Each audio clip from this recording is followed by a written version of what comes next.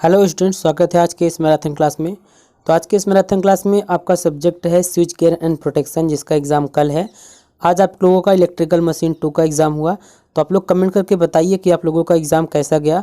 तो आज के इस मैराथन क्लास में हम आपका जो सब्जेक्ट है स्विच गियर एंड प्रोटेक्शन, इसके सभी इंपॉर्टेंट क्वेश्चंस और इसके सोल्यूशन को देखेंगे। तो शुरुआत करेंगे चैप्टर 1 से। चैप्टर 1 में ज़्यादा कुछ है नहीं, आप लोग उसको पढ़ भी लिए होंगे, तो एक बार जल्दी से उसके चैप्टर 1 का रिवीजन करा देते हैं। उसके बाद इसमें कुछ चैप्टर्स ऐसे हैं जिसमें से ज़्यादा क्वेश्चन एग्जाम में पूछ जाते हैं, उस पर हम ज़्यादा ध्यान देंगे।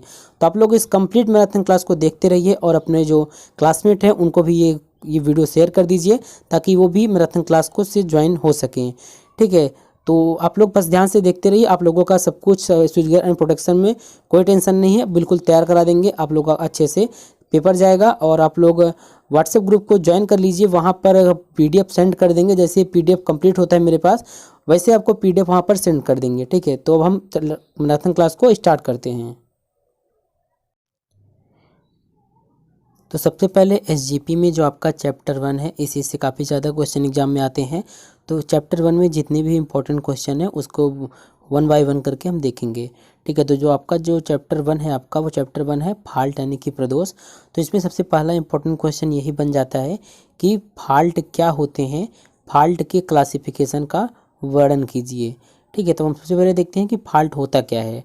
ठीक है, देखिए, किसी भी पावर सिस्टम में किसी भी अनडिजायर्ड मतलब बिना किसी कारण से उत्पन्न असामान्य स्थिति जो पावर सिस्टम के ऑपरेशन को डायरेक्ट या इनडायरेक्ट प्रभावित करती है, उसको हम बोलते हैं फॉल्ट। कहने का मतलब कोई भी पावर सिस्टम हो उसमें अनडिजायर्ड काज का मतलब जो बिना चाहे वो कारण उत्पन्न हो जाए, उसकी वजह से जो असामान्य स्थिति जो पावर सिस्टम के ऑपरेशन यानी कि जो उसका प्रचालन हो रहा है उसको डायरेक्ट या इनडायरेक्ट प्रभावित करती है, तो उसको हम क्या बोलते हैं, फॉल्ट। अगर फॉल्ट के क्लासिफिकेशन की बात करें तो ये देखिए, फॉल्ट कई प्रकार का होता है।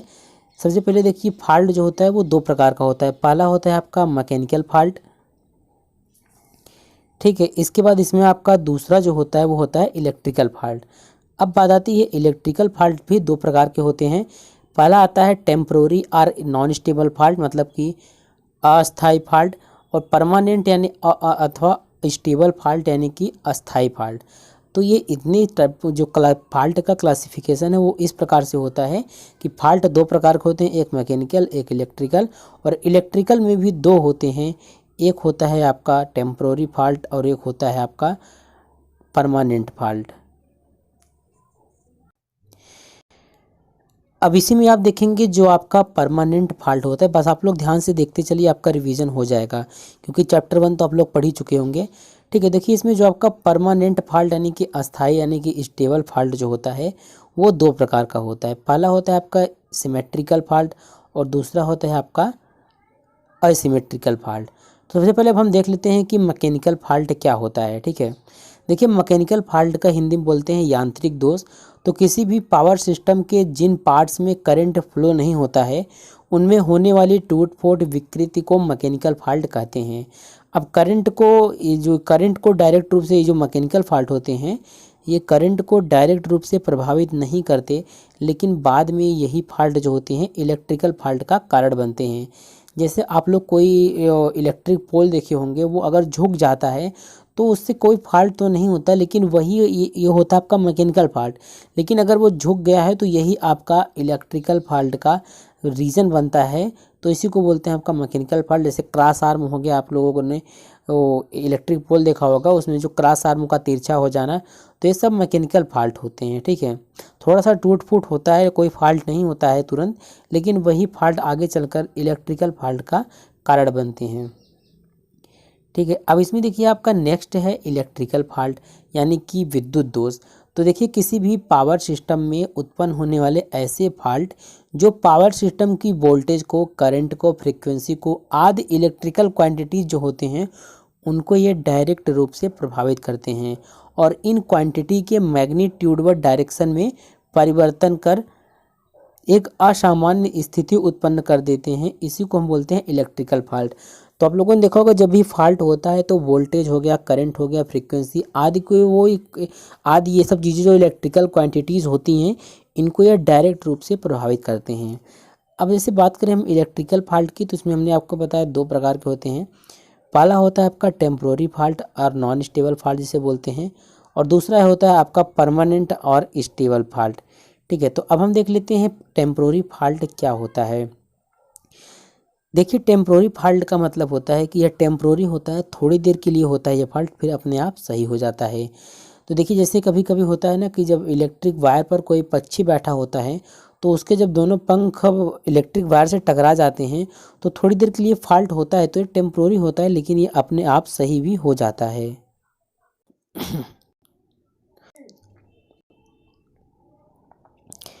तो देखिए, जो टेम्प्रोरी फॉल्ट होता है, ऐसे इलेक्ट्रिकल फॉल्ट जो कुछ समय के लिए ही किसी पावर सिस्टम में उत्पन्न होते हैं और उसके बाद ये क्या होते हैं, स्वयं ही समाप्त हो जाते हैं, इसको हम बोलते हैं टेम्प्रोरी फॉल्ट, या इसे बोल सकते हैं नॉन स्टेबल फॉल्ट। क्योंकि ये फॉल्ट जो होते हैं अस्थायी नहीं होते हैं। इन्हें हम सेल्फ क्लियरिंग फॉल्ट भी बोल सकते हैं। क्यों? क्योंकि ये फॉल्ट जो होते हैं अपने आप सही हो जाते हैं। अब इसके एग्जाम्पल को देखिए, जैसे पक्षियों के लाइन से टकरा जाने के कारण आधी तूफान में तेज हवा जब चलता है, तो उससे जो दो लाइन होते हैं, जो ट्रांसमिशन लाइन या दो डिस्ट्रीब्यूटर लाइन जो भी होते हैं, वो जब आपस में टकरा जाते हैं तो उसके कारण फॉल्ट होता है, लेकिन ये अपने आप फिर सही भी हो जाता है। ठीक है, इसके बाद देखिए, इसमें है आपका परमानेंट और स्टेबल फॉल्ट। तो देखिए, परमानेंट और स्टेबल फॉल्ट जो होता है ये परमानेंट होता है। तो ऐसे फॉल्ट जो स्वयं समाप्त नहीं होते हैं, इन्हें दूर करने के लिए पावर सिस्टम की रिपेयरिंग की आवश्यकता की जाती है। तो इस प्रकार की फॉल्ट को हम परमानेंट फॉल्ट बोलते हैं। इन्हें हम क्या कर सकते हैं, नॉन सेल्फ क्लियरिंग फॉल्ट भी बोल सकते हैं, क्योंकि ये तुरंत अपने आप से क्लियर नहीं होते हैं। अब बात आती है परमानेंट फॉल्ट की। तो परमानेंट या फिर नॉन स्टेबल फॉल्ट दो प्रकार के होते हैं। पहला होता है आपका सिमेट्रिकल फॉल्ट और दूसरा होता है आपका असिमेट्रिकल फॉल्ट। ठीक है, तो हम देख लेते हैं सिमेट्रिकल फॉल्ट क्या होता है। ये एग्जाम में अलग से भी पूछ सकता है कि फॉल्ट का क्लासिफिकेशन कीजिए। ये इसके अलावा ये भी पूछ सकता है कि सिमेट्रिकल फॉल्ट व असिमेट्रिकल फॉल्ट पर टिप्पणी कीजिए। तो देख लेते हैं सिमेट्रिकल फॉल्ट क्या होता है। ठीक है, देखिए, तो ऐसे इलेक्ट्रिकल फॉल्ट जिनके होने पर पावर सिस्टम में सभी फेज़ में, यानी कि जितने भी फेज़ होते हैं पावर सिस्टम में, 3 फेज़ हो गया या 3 फेज़ ग्राउंड हो गया, उन सभी फेज़ में इलेक्ट्रिक करंट की वैल्यू जो होती है वो समान होती है, तो इसको हम सिमेट्रिकल फॉल्ट कहते हैं। जैसे आपने देखा होगा ट्रिपल एल फॉल्ट, यानी कि जो आपका लाइन टू लाइन यानी कि 3 फेज शॉर्ट सर्किट फॉल्ट को हम सिमेट्रिकल फॉल्ट बोलेंगे, क्योंकि इसमें तीनों फेज जो है एल एल एल तीनों फेज जो है इसमें इलेक्ट्रिक करंट का वैल्यू इक्वल होगा। या फिर देखिए, इसमें ट्रिपल एल जी फॉल्ट, इसको बोलेंगे हम 3 फेज टू ग्राउंड फॉल्ट। अब देखते हैं असिमेट्रिकल फॉल्ट क्या होता है। देखिए, जो असिमेट्रिकल फॉल्ट है आपका, ऐसे फॉल्ट जिनके होने पर पावर सिस्टम में तीनों फेज में करंट का मान समान नहीं होता है, उसे हम बोलते हैं असिमेट्रिकल। जैसे एल और जी फॉल्ट, तो ये single phase two ground fault इसे बोलेंगे।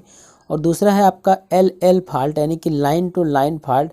और तीसरा है आपका एल एल जी फॉल्ट, यानी कि double phase two ground fault. तो इस प्रकार के फॉल्ट को हम असिमेट्रिकल फॉल्ट कहते हैं। तो इसमें आपका चैप्टर 1 में एक क्वेश्चन कंप्लीट हो गया कि फॉल्ट क्या होते हैं एवं फॉल्ट का क्लासिफिकेशन। ठीक है, इसमें आप देखिए, दूसरा क्वेश्चन है आपका कि सिमेट्रिकल फॉल्ट को समझाइए, इसका वर्गीकरण करते हुए इसके कारणों व प्रभावों का वर्णन कीजिए।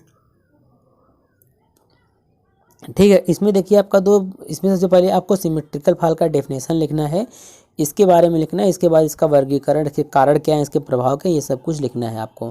ठीक है, ये क्वेश्चन भी एग्जाम में आ सकता है।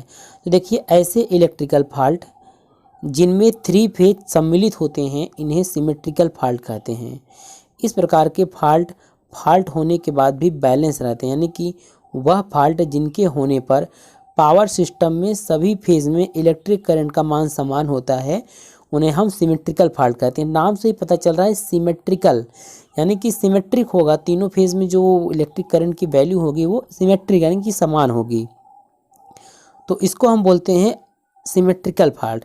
अब जो सिमेट्रिकल फॉल्ट होता है वो दो प्रकार का होता है, हमने पहले ही आपको बता दिया।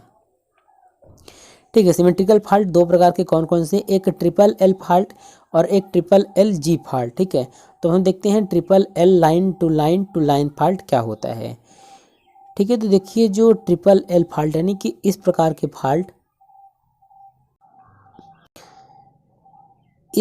फॉल्ट जो होते हैं वो बैलेंस होते हैं। बैलेंस का मतलब यहाँ पर कि तीनों फेज में करंट की वैल्यू जो होती है वो बैलेंस होती है, समान होती है। अब देखिए जो आपका LLG फॉल्ट होते हैं वो बहुत ही कम उत्पन्न होते हैं, लेकिन ये सबसे गंभीर प्रकार का फॉल्ट होता है जिनमें करंट का मान जो होता है बहुत अधिक होता है। इस सर्वाधिक करंट का उपयोग हम सर्किट ब्रेकर की रेटिंग निर्धारित करने के लिए करते हैं। तो ये होता है आपका ट्रिपल एल फॉल्ट। अब जब एग्जाम में आएगा तो डायग्राम आपको इस प्रकार से बनाना होगा। आपका एक एल फेज ये हो गया, एक एल ये हो गया, एक यानी कि आर वाई पर की 3 फेज हैं और ट्रिपल एल फॉल्ट तीनों ही क्या हैं, एक दूसरे से जुड़ गए हैं, तो इसको हम बोलेंगे ट्रिपल एल फॉल्ट। ठीक है, अब इसमें देखिए आपका नेक्स्ट है जो आपका वो है LLLG यानी कि 3 phase line to ground fault. तो 3 phase line to ground fault जो होते हैं सिस्टम के सभी 3 फेज इसमें सम्मिलित होते हैं और ये जाकर ग्राउंड से कनेक्ट हो जाते हैं। ठीक है, यहाँ पर देखिए ट्रिपल LG फॉल्ट 3 फेज और सिस्टम की ग्राउंड के बीच उत्पन्न होते हैं। इस तरह के फॉल्ट के उत्पन्न होने की संभावना जो है लगभग 2 से 3% होती है। और जब भी एग्जाम में आएगा तो आपको ये डायग्राम आपको बनाना है ट्रिपल LG यानी कि 3 phase line to ground fault में। ठीक है, अब हम देखते हैं कि इसका इफेक्ट क्या होता है सिमेट्रिकल फॉल्ट का। ठीक है, तो देखिए जो सिमेट्रिकल फॉल्ट होता है इस फॉल्ट के कारण इलेक्ट्रिकल एनर्जी का लॉस होता है और दूसरा पॉइंट है इसमें ट्रांसमिशन लाइन की इफिशियंसी घट जाती है और तीसरा इसमें पावर डिस्ट्रीब्यूशन में इंटरप्शन होता है, मतलब रुकावट आता है। जैसे घरों में बिजली को पहुंचाया जा रहा है तो अगर इस प्रकार के फॉल्ट होते हैं तो इसमें क्या होता है, रुकावट आ जाता है। अब इसके बाद देखिए इसमें आपका जो तीसरा क्वेश्चन है वो है कि ओपन सर्किट फॉल्ट और शॉर्ट सर्किट फॉल्ट को समझाइए, इसके कारणों और प्रभावों की विवेचना कीजिए। तो सबसे पहले अब हम देख लेते हैं कि ओपन सर्किट फॉल्ट क्या होता है। क्वेश्चन को आप माइंड में लेके चलिए कि क्वेश्चन क्या है पहले कि ओपन सर्किट फॉल्ट और शॉर्ट सर्किट फॉल्ट, इसके क्या क्या रीज़न हैं और इसके क्या क्या इफेक्ट हैं ये आपको बताना है। ठीक है, तो सबसे पहले हम देख लेते हैं कि ओपन सर्किट फॉल्ट होता क्या है। तो देखिए किसी भी पावर सिस्टम में यदि एक या एक से अधिक फेज किसी प्रकार से खुल जाते हैं या टूटने पर उसके अंग अलग अलग हो जाते हैं, यह फॉल्ट जो होता है ओपन सर्किट फॉल्ट कहलाता है। इसे ब्रेकअप फॉल्ट भी बोला जाता है। अब देखिए जो आपका ओपन सर्किट होता है उसमें रेजिस्टेंस का मान जो होता है वो अनंत होता है।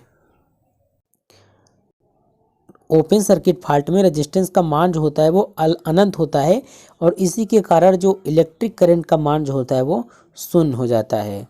ठीक है, इसमें कैसे निकालेंगे, इसमें आप देख सकते हैं अगर रेजिस्टेंस अगर शून्य है, अगर रेजिस्टेंस का मान जो होता है इनफाइनाइट है तो करंट की वैल्यू जो होगी वो शून्य हो जाएगी। ठीक है, अब यहाँ पर ओपन सर्किट फॉल्ट भी आपके 3 प्रकार के होते हैं।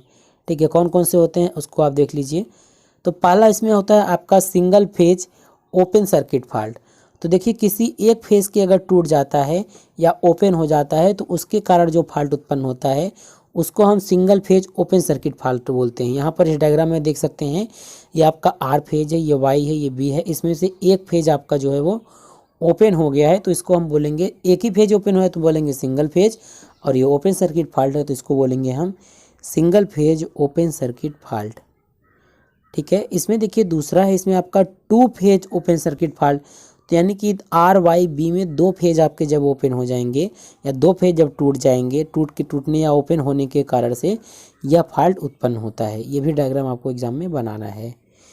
इसके बाद देखिए इसमें नेक्स्ट है आपका 3 फेज ओपन सर्किट फॉल्ट, यानी कि जब आर वाई बी तीनों फेज ओपन हो जाते हैं तो इस प्रकार का फॉल्ट उत्पन्न होता है। इसे हम बोलते हैं 3 फेज ओपन सर्किट फॉल्ट। ठीक है, अब बात आती है कि ओपन सर्किट फॉल्ट होता क्यों है, इसका क्या कारण है। इसको इंग्लिश में बोलेंगे cause of open circuit fault. Open circuit fault के मतलब खुला परिपथ दोष के कारण। ठीक है, हिंदी में, हिंदी लैंग्वेज जो है इसमें डिप्लोमा में थोड़ा सा कठिन होता है, मिक्स लैंग्वेज का यूज़ करते हैं तो आपको ज़्यादा अच्छे से समझ में आ जाएगा। ठीक है, तो देखिए ओपन सर्किट फॉल्ट यानी कि जब कभी ओपन सर्किट फॉल्ट होता है उसका क्या रीज़न होते हैं, क्या कारण होते हैं। तो देखिए तापक्रम के बढ़ने पर जब टेम्परेचर बढ़ जाता है तो उसके जो कनेक्शन होते हैं वो खुल जाते हैं। दूसरा रीजन है कि अधिक तनाव से कंडक्टर जो होते हैं वो टूट जाते हैं। इसके बाद देखिए इसमें है आपका ओवर करंट से कंडक्टर के पिघल के टूट जाने के कारण। चौथा इसमें रीजन आंधी तूफान से ओवरहेड लाइन कंडक्टर के टूटने के कारण। नेक्स्ट है इसमें मैकेनिकल डैमेज यानी कि यांत्रिक डैमेज से कंडक्टर के टूट जाने के कारण, जैसे कभी इलेक्ट्रिक पोल जिसे हिंदी में खंभा बोलते हैं वो अगर गिर जाता है तो उसकी वजह से कंडक्टर टूट जाते हैं तो ओपन सर्किट फॉल्ट हो जाता है। और वृक्षों के ओवरहेड लाइन यानी कि ओवरहेड लाइन गया है उसके ऊपर अगर वृक्ष गिर जाते हैं तो कंडक्टर टूट जाते हैं। अब बात आती है इसके इफेक्ट क्या क्या हैं कि क्या क्या प्रभाव हो सकते हैं। तो सबसे पहले इसका इफेक्ट होगा कि सिस्टम का जो ऑपरेशन होगा वो एबनॉर्मल हो जाएगा, मतलब कि असामान्य हो जाएगा। दूसरा जो वर्कर हैं उसके साथ साथ एनिमल हैं जो बर्ड्स हैं उनके लिए भी खतरा होगा। और तीसरा इसमें वोल्टेज का मान जब अधिक हो जाएगा तो इंसुलेशन फेल्योर या फिर शॉर्ट सर्किट फॉल्ट उत्पन्न हो जाएगा। ठीक है, इसी में अब दूसरा है आपका दूसरा टॉपिक, जैसे हमने एक ही क्वेश्चन में दो टॉपिक करके था कि ओपन सर्किट और शॉर्ट सर्किट।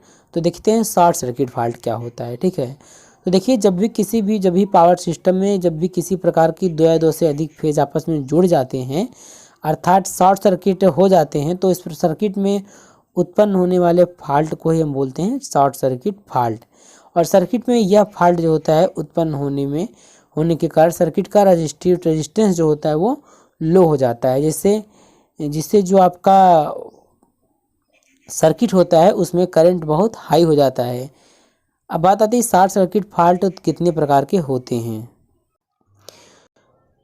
तो देखिए आपका जो शॉर्ट सर्किट फॉल्ट होता है वो दो प्रकार का होता है। पहले होता है इसमें two phase short circuit fault. ठीक है, तो देखिए जब भी किसी पावर सिस्टम में किसी प्रकार से ये दो फेज होते हैं वो जुड़ जाते हैं या शॉर्ट सर्किट हो जाते हैं तो इस प्रकार के उत्पन्न फॉल्ट को हम टू फेज, यहाँ पर देख सकते हैं आर फेज और वाई फेज दोनों ही एक दूसरे से जुड़ गए हैं तो इसे हम बोलेंगे two phase short circuit fault. ठीक है, नेक्स्ट इसमें आता है आपका three phase short circuit fault.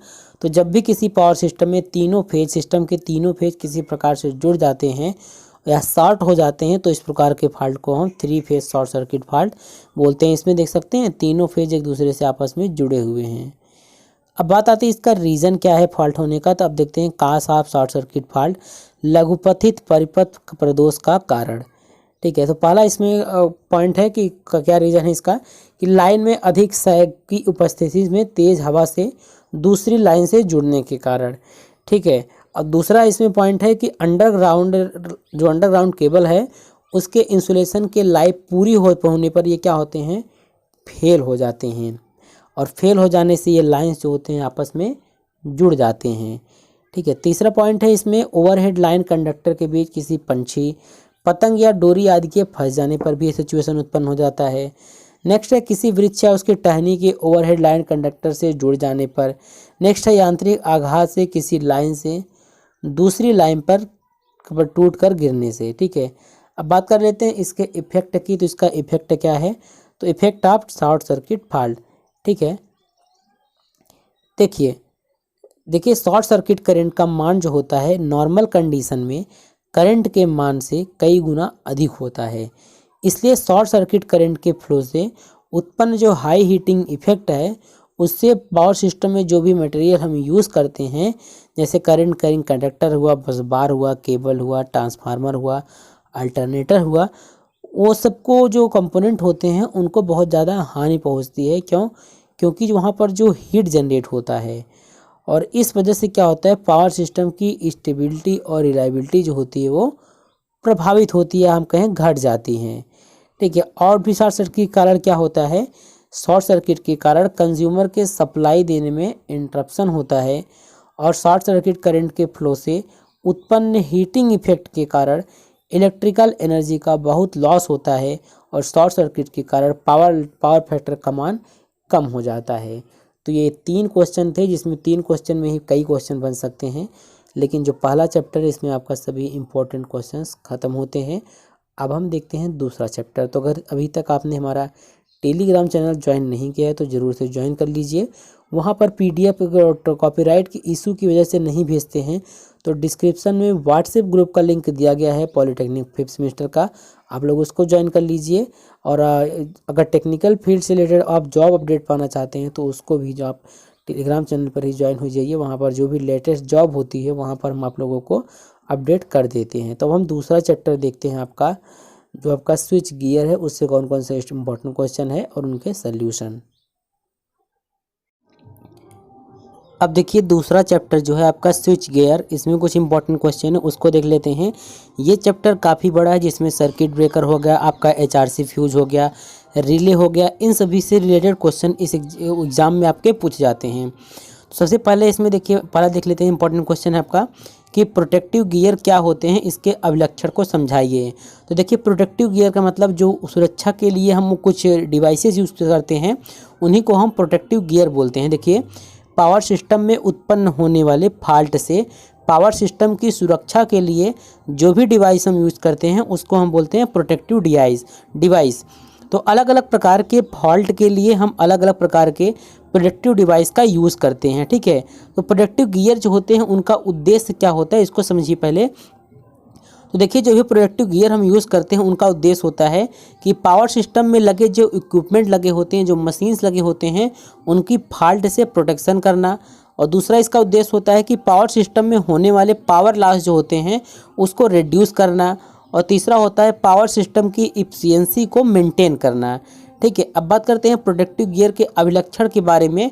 तो इसके जो कैरेक्टरिस्टिक्स हैं उसमें कॉस्ट, तो प्रोटेक्टिव डिवाइस हमको ऐसा प्रयोग करना चाहिए जिसका कॉस्ट बजट में आ सके, अर्थात कॉस्ट ज़्यादा नहीं होनी चाहिए। और दूसरा इसमें है रिलायबिलिटी। तो पावर सिस्टम में जो भी प्रोटेक्टिव डिवाइस हम यूज़ करते हैं वो रिलायबल होना चाहिए, यानी कि अगर फॉल्ट की स्थिति में वो ऑपरेट होकर पावर सिस्टम की निश्चित रूप से सुरक्षा कर सके।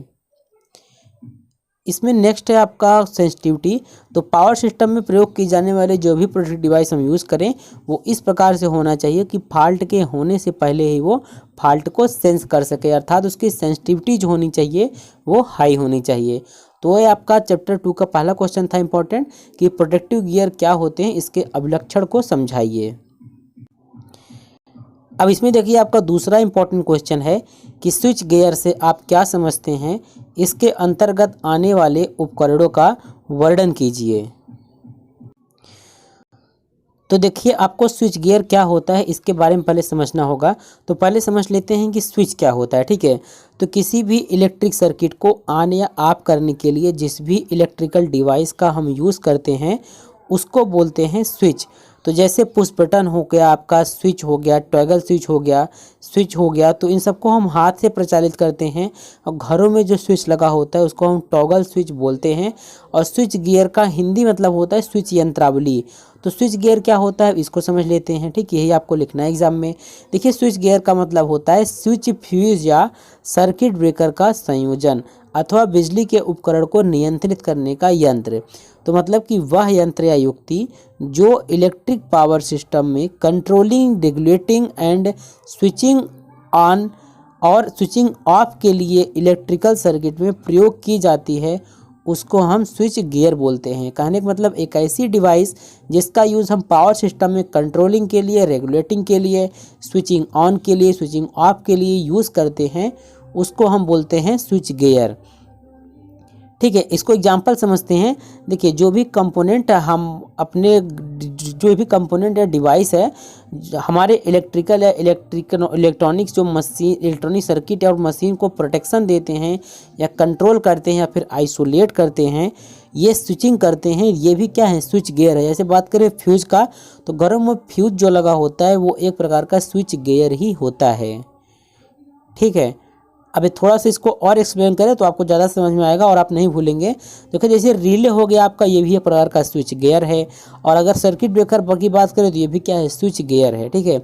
उदाहरण में जैसे बात करें फ्यूज एक स्विच गियर है जो कि क्या करता है, इलेक्ट्रिकल सर्किट को शॉर्ट सर्किट होने पर बचाता है। और फ्यूज जो होता है लो रेटिंग और हाई रेटिंग दोनों में उपलब्ध होता है, ठीक है। अब बात करें कि इसमें देखिए दूसरा आपका इंपॉर्टेंट क्वेश्चन है आपका फ्यूज कि आप फ्यूज से क्या समझते हैं या फिर फ्यूज के बारे में आपको पूरे डिटेल में लिखने को आ सकता है।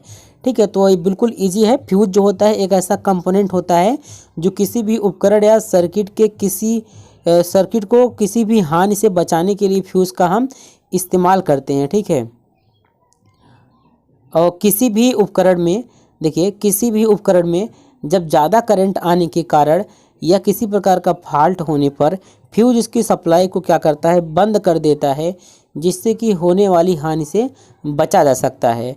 और सभी उपकरण का प्रयोग अलग अलग प्रकार के लगाए जाते हैं। यह उस उपकरण पर निर्भर करता है कि उसे किस प्रकार के फ्यूज की आवश्यकता है, और फ्यूज उपकरण में जाने वाले करंट के आधार पर लगाए जाते हैं तथा या वह उपकरण कितना लोड लेगा उस आधार पर हम फ्यूज लगाते हैं। ठीक है, इसी में आता है आपका क्लासिफिकेशन ऑफ फ्यूज। तो पहले इसके बारे में, फ्यूज के बारे में थोड़ा सा इंपॉर्टेंट पॉइंट्स देख लेते हैं कि जो फ्यूज होता है वो हमेशा सर्किट या उपकरण के सीरीज़ में लगाया जाता है। और फ्यूज हम इसलिए लगाते हैं ताकि जब भी उपकरण में शॉर्ट सर्किट हो, फ्यूज सबसे पहले जल जाए और उपकरण की सप्लाई बंद हो जाए। फ्यूज होता क्या है, एक धातु का छोटा सा टुकड़ा होता है, यानी कि फ्यूज हम कह सकते हैं कि एक सुरक्षा युक्ति है जो विद्युत परिपथ को ओवरलोड तथा शॉर्ट सर्किट से सुरक्षा करता है। तो अगर बात करें इसके हम क्लासिफिकेशन की, तो फ्यूज के क्लासिफिकेशन हुए तो वोल्टता के अनुसार फ्यूज जो होता है उसको दो भागों में डिवाइड किया गया है। पहला होता है इसमें आपका लो वोल्टेज फ्यूज, दूसरा होता है आपका हाई वोल्टेज फ्यूज।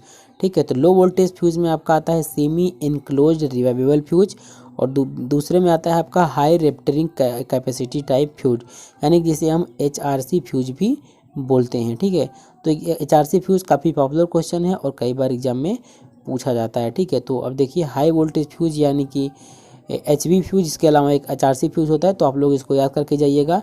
और HRC फ्यूज में दो प्रकार के होते हैं, एक होता है कैट्रिज टाइप का फ्यूज होता है, इसको भी आपको तैयार करके जाना है। बाकी इसका जो कंटेंट है वो हम आपको भेज देंगे। ठीक है, तो अब हम देखते हैं HRC फ्यूज क्या होता है। HRC का पूरा नाम होता है high rupturing capacity type cartridge fuse. देखिए जो ये होता है HRC फ्यूज होता है, देखिए इसका प्रयोग जो होता है अधिक वोल्टेज पर हम करते हैं। देखने में इसका आकार जो होता है वो कैट्रिज फ्यूज के जैसा होता है। इसी फ्यूज का विकसित रूप होता है। इनकी क्षमता जो होती है 66 kVA पर 500 MVA तक होता है, इसलिए इन्हें HRC कैट्रिज फ्यूज कहते हैं। इस फ्यूज की विशेषता यह है, यह ओवरलोड या शॉर्ट सर्किट करंट के कुछ समय तक सहन कर सकता है, लेकिन अगर ओवरलोड या शॉर्ट सर्किट का करंट ज़्यादा देर रहता है तो ये फ्यूज जो होता है ये उड़ जाता है। इसके अंदर भी केमिकल पाउडर भरा जाता है। ठीक है, तो यहाँ पर HRC फ्यूज आपको समझ में आ गया होगा। यहाँ पर ये डायग्राम जो है आपको एग्जाम में बना देना है। ठीक है, बाकी नोट्स आपको जब कंप्लीट हो जाएगा, इसका नोट्स नोट्स कंप्लीट है, थोड़ा सा एडिट करना है, नोट्स को एडिट करके हम व्हाट्सएप ग्रुप पर सेंड कर देंगे। आप टेलीग्राम में ज्वाइन हो जाइए, वहाँ से आपको व्हाट्सएप ग्रुप का लिंक मिल जाएगा, नहीं तो आप वीडियो को डिस्क्रिप्शन में देख लीजिए, व्हाट्सएप ग्रुप का लिंक वहाँ पर दिया है हमने। तो कई स्टूडेंट क्या होता है टेलीग्राम पर जाकर कमेंट करते हैं कि मतलब कि वीडियो तो बन गया है लेकिन PDF हमको नहीं मिला। तो PDF के लिए आपको व्हाट्सएप ग्रुप पर ज्वाइन होता है, क्योंकि कॉपीराइट का इशू होता है तो इसलिए वहाँ पर हम नहीं सेंड करते हैं। ठीक है, तो अगर एप्लीकेशन आप HRC फ्यूज, तो HRC फ्यूज के अब अनुप्रयोग की बात करें तो इसका यूज़ कहाँ करते हैं, तो हाई वोल्टेज स्विच गियर में शॉर्ट सर्किट को बचाने के लिए हम HRC फ्यूज यूज़ करते हैं। दूसरा पॉइंट है इसमें इसका यूज़ कहाँ करते हैं, इसका प्रयोग जो होता है 66 kV तक की उच्च वोल्टता पर स्टेशन व सब स्टेशन पर इसका यूज होता है। और इनका प्रयोग वहाँ किया जाता है जहाँ पर फ्यूज के संगलन से आर्क या आग लगने का भय होता है। इसके अलावा देखिए मोटर, ट्रांसफार्मर हो गया, ऑटोमोबाइल हो गया आदि जैसे विद्युत उपकरण की सुरक्षा के लिए हम HRC फ्यूज का ही यूज़ करते हैं। इसके बाद इसमें काफ़ी ज़्यादा पॉइंट्स है, जब काफ़ी ज़्यादा क्वेश्चन जो इम्पोर्टेंट्स हैं, जैसे बात करें आइसोलेटर और स्विच के बारे में एग्जाम में आ सकता है। ये छोटे छोटे टॉपिक हैं, आपको यहाँ पर देख लेना है। थोड़ा सा यहाँ पर हमने ज़्यादा एक्सप्लेन करके लिखा है, अगर यहाँ पर यही बताएंगे तो बहुत ज़्यादा टाइम हो जाएगा।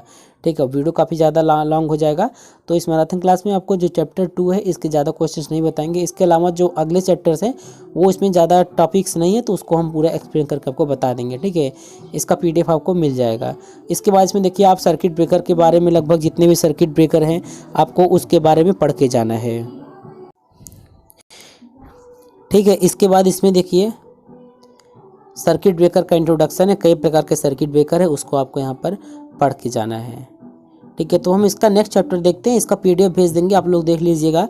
वो इंपॉर्टेंट क्वेश्चंस का पीडीएफ भी भेज देंगे, तो आप लोग व्हाट्सएप ग्रुप से जल्दी से ज्वाइन हो जाइए। अब हम इसका नेक्स्ट चैप्टर देखते हैं। इसमें नेक्स्ट चैप्टर में कौन कौन से इंपॉर्टेंट क्वेश्चन है और इसको बिल्कुल एक्सप्लेन करके देखेंगे, तो आप लोग इस क्लास को ध्यान से देखिए।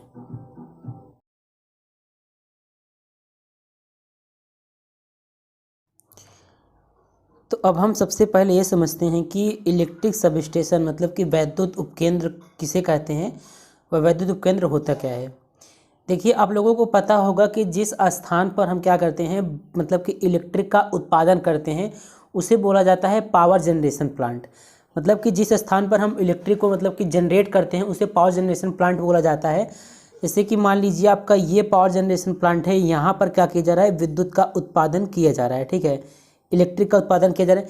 फिर यहाँ से क्या होता है, यहाँ से प्रोसेस शुरू होता है आपका ट्रांसमिशन का और डिस्ट्रीब्यूशन का। तो इसके ही बीच मतलब कि जो आपका पावर जनरेशन प्लांट है, इसका ही एक पार्ट होता है सब स्टेशन। तो आपका जो सब स्टेशन होता है, देखिए जो सब स्टेशन आपका होता है वो इलेक्ट्रिक सब स्टेशन जो होता है पावर सिस्टम का एक पार्ट होता है, जिसमें क्या होता है ट्रांसमिशन, डिस्ट्रीब्यूशन और स्विचिंग के लिए वोल्टेज को स्टेप अप अथवा स्टेप डाउन किया जाता है। अब देखिए यहाँ पर समझने की कोशिश कीजिए, सब स्टेशन जो होता है एक ऐसा स्थान होता है। देखिए जैसे क्या होता है कि जैसे हम जो आपका पावर जनरेशन होता है वहाँ पर विद्युत का उत्पादन तो कर लेते हैं, इसके बाद हमें क्या होता है कभी कभी उसका जो वहाँ पे विद्युत का उत्पादन होता है, मान लीजिए कि 11 kV हमने उत्पादन किया। ठीक है, 11 kV उत्पादन किया।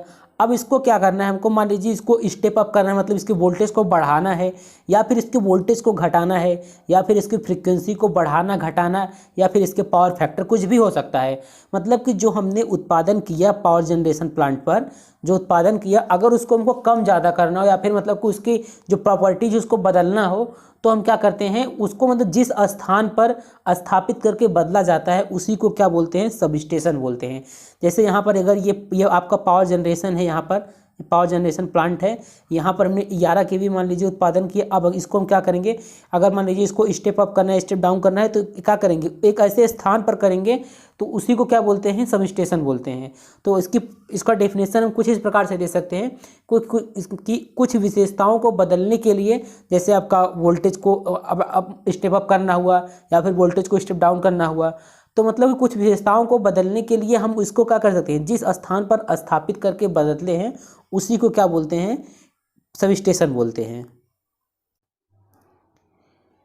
अब देखिए विद्युत उपकेंद्र जो होता है उसका मुख्य उद्देश्य क्या होता है। विद्युत उपकेंद्र का मुख्य उद्देश्य होता है उच्च वोल्टता को निम्न वोल्टता में या निम्न वोल्टता को उच्च वोल्टता में परिवर्तित करना।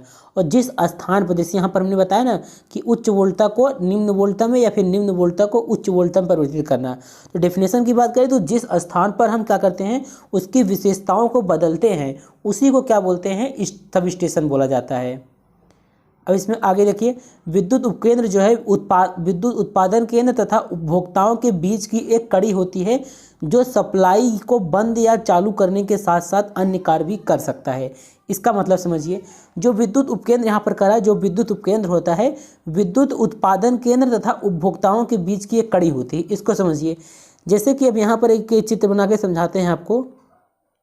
यहाँ पर देखिए, जैसे कि मान लीजिए ये आपका क्या है, ये पावर जनरेशन प्लांट है और ये क्या है, विद्युत उत्पादन केंद्र। ये आपका सब स्टेशन हो गया और ये आपका क्या हो गया, यहाँ पे आपके क्या हो गए, यहाँ पे जो हो गया कंज्यूमर हो गया। ठीक है, ये कंज्यूमर वाला पार्ट है। तो यहाँ पर यही बता रहे हैं हम कि विद्युत उपकेंद्र जो होता है विद्युत उत्पादन केंद्र तथा उपभोक्ताओं के बीच की एक कड़ी होता है, क्योंकि जहाँ पर जो पावर जनरेशन है, यहाँ पर पावर का जनरेशन किया जाएगा। यहाँ से क्या होगा, हम मतलब कि ट्रांसमिशन पहले करेंगे, मतलब इधर से वायर्स वगैरह आएंगे, ट्रांसमिशन होगा। इसके बाद हम क्या करेंगे, सब स्टेशन से हमेशा क्या देखिए, जब भी मतलब कि कंज्यूमर को मतलब उपभोक्ता को जो भी मतलब कि पावर सप्लाई मिलता है वो विद्युत सब स्टेशन से मिलता है। अब जहाँ पर जैसे कि मान लीजिए यहाँ से हम क्या कर रहे हैं, पावर सप्लाई कंज्यूमर को दे रहे हैं। पावर सप्लाई जो कंज्यूमर को दे रहे हैं, तो यहाँ पर हम कई कार्य कर सकते हैं, मतलब कि सब स्टेशन से उस पावर सप्लाई को बंद भी कर सकते हैं, चालू भी कर सकते हैं, और फिर क्या कर सकते हैं, अगर वोल्टेज को स्टेप अप करना हुआ तो स्टेप अप भी कर सकते हैं, स्टेप डाउन भी कर सकते हैं। तो वही यहाँ पर हमने लिखा है कि विद्युत उपकेंद्र जो होता है विद्युत उत्पादन केंद्र तथा उपभोक्ताओं के बीच की एक कड़ी है जो सप्लाई को बंद या चालू करने के साथ साथ अन्य कार्य भी कर सकता है। अब अन्य कार्य कौन कौन से कार्य कर सकते हैं ये आपको बताते हैं। अब देखिए यहाँ पर मतलब कि विद्युत सप्लाई को बंद भी कर सकता है, चालू भी कर सकता है। उसके बाद क्या करता है यहाँ पर सब स्टेशन, देखिए और क्या क्या होता है। सब स्टेशन देखिए पावर को ट्रांसफर कर सकते हैं, मीटरिंग का कार्य भी सब स्टेशन में ही किया जाता है। इसके बाद देखिए बैलेंसिंग का मतलब कि किस स्थान पर मतलब कि पावर को बैलेंस करने का कार्य भी सब स्टेशन पर हो सकता है। सेफ्टी वाला कार्य भी सब स्टेशन पर होता है। मान लीजिए कंज्यूमर मतलब जो कंज्यूमर जहाँ पर बिजली का उपयोग किया जा रहा है वहाँ पर कोई फॉल्ट वगैरह आता है तो सब स्टेशन से हम क्या कर सकते हैं, उसको शट डाउन कर देते हैं। पावर फैक्टर में संशोधन कर सकते हैं, एसी को डीसी में बदल सकते हैं, आवृत्ति बदलना या कम ज़्यादा भी कर सकते हैं। तो ये सब काम क्या कर सकते हैं, हम सब स्टेशन में कर सकते हैं। कहने का मतलब ये है सब स्टेशन में केवल ऐसा नहीं है कि वोल्टेज को स्टेप अप या स्टेप डाउन ही किया जाता है, इसके अलावा भी कई कार्य सब स्टेशन में होते हैं। अगर आप लोग कभी सब स्टेशन पर गए होंगे तो वहाँ पर देखे होंगे कि मीटरिंग का भी कार्य होता है, मतलब कि कितना पावर कंज्यूम हुआ, कितने मतलब कि कितना यूनिट किस किस एरिया में गया, कितना नहीं गया, ये सब चीज़ें साथ ही सेफ्टी से संबंधित चीज़ें सब स्टेशन पर आपको दिखाई देंगी। तो ये सारा काम जो होता है सब स्टेशन पर होता है। अब यहाँ पर देखिए देखिए यहाँ पर ये पॉइंट देखिए, power transformer, circuit breaker, busbar, insulator, lightning arrester substation के क्या होते हैं, मुख्य भाग होते हैं। मतलब जब आप सब स्टेशन पर देखेंगे तो वहाँ पर power transformer, circuit breaker, busbar, insulator, lightning arrester ये सब इक्विपमेंट जो होते हैं लगे होते हैं। आगे आप पढ़ेंगे सब स्टेशन पर क्या क्या इक्विपमेंट लगे होते हैं।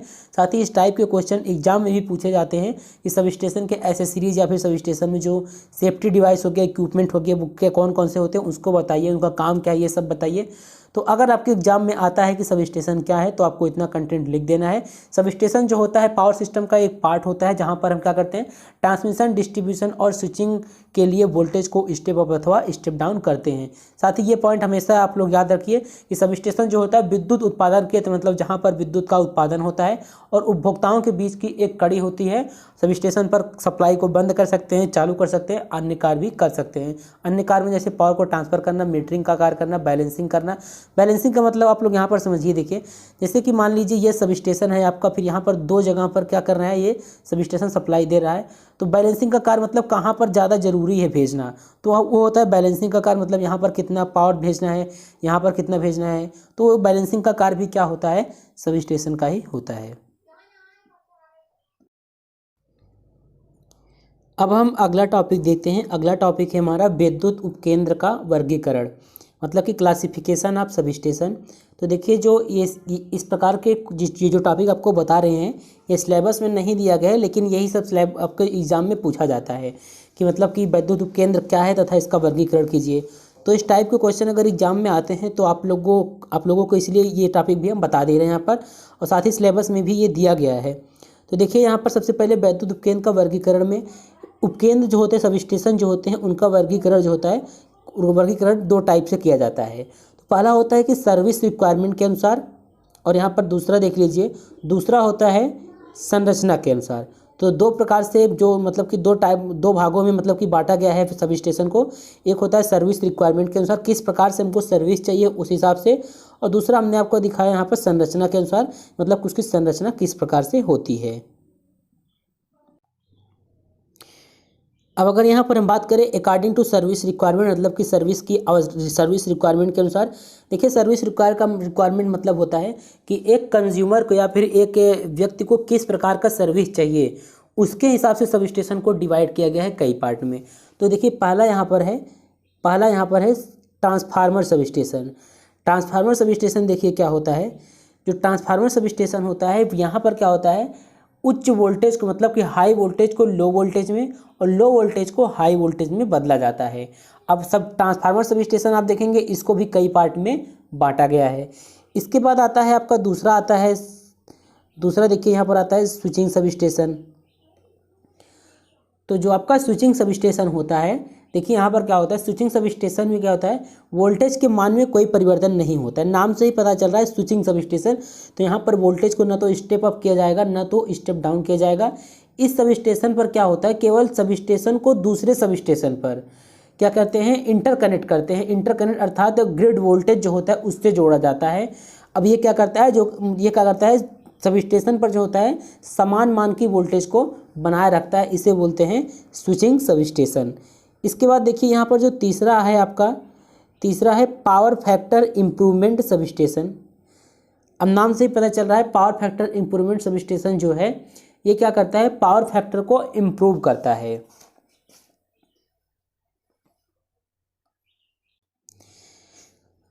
ये जो आपका तीसरा टाइप है यहाँ पर सर्विस रिक्वायरमेंट के अनुसार, ये जो होता है power factor improvement sub station जो होता है ये पावर फैक्टर को क्या करता है, इम्प्रूव करता है। अब देखिए ये पावर फैक्टर को इम्प्रूव करने के लिए जो सब स्टेशन का रिसीविंग एंड होता है वहाँ पर क्या होता है, एक कैपेसिटर लगाया जाता है। वहाँ पर क्या लगाते हैं, कैपेसिटर लगाते हैं, मतलब कैपेसिटर की सहायता से क्या करता है, पावर फैक्टर को इम्प्रूव करता है।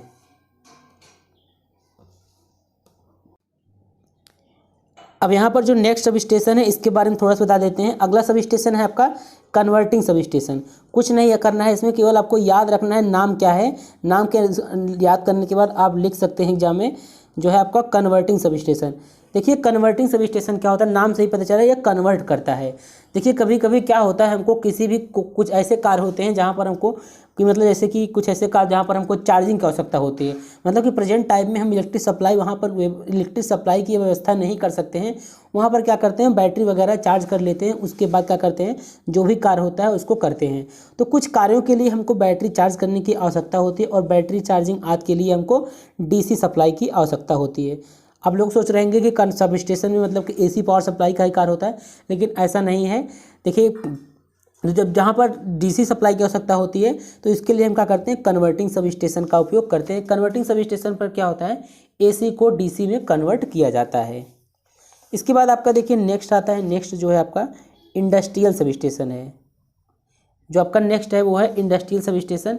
जो आपका इंडस्ट्रियल सब स्टेशन होता है इंडस्ट्री वगैरह के लिए, मतलब कि विशेषकर इंडस्ट्री के लिए बनाए जाते हैं, जहाँ पर मतलब कि जितने पावर की रिक्वायर होती है उस प्रकार के सब स्टेशन बनाए जाते हैं। मतलब वोल्टेज को स्टेप अप स्टेप डाउन जो होता है, इंडस्ट्री के जो रिक्वायरमेंट होती है, जितना वोल्टेज को चाहिए होता है उस हिसाब से क्या होता है, सब स्टेशन को बनाया जाता है। तो इसको बोलते हैं इंडस्ट्रियल सब स्टेशन। इसके बाद देखिए हमारा नेक्स्ट है जो संरचना के अनुसार, मतलब कि अकॉर्डिंग टू कंस्ट्रक्शन के आधार पर जो सब स्टेशन होते हैं। आप लोग ट्रांसमिशन एंड डिस्ट्रीब्यूशन में पढ़े होंगे सब स्टेशन के बारे में, तो थोड़ा सा नॉलेज होगा आप लोगों को, इसलिए अच्छे समझ में आ जाएगा। ये देखिए आपका पहला होता है indoor sub station. Indoor sub station ऐसा सब स्टेशन होता है जो क्या होता है, एक भवन के अंदर लगाया जाता है।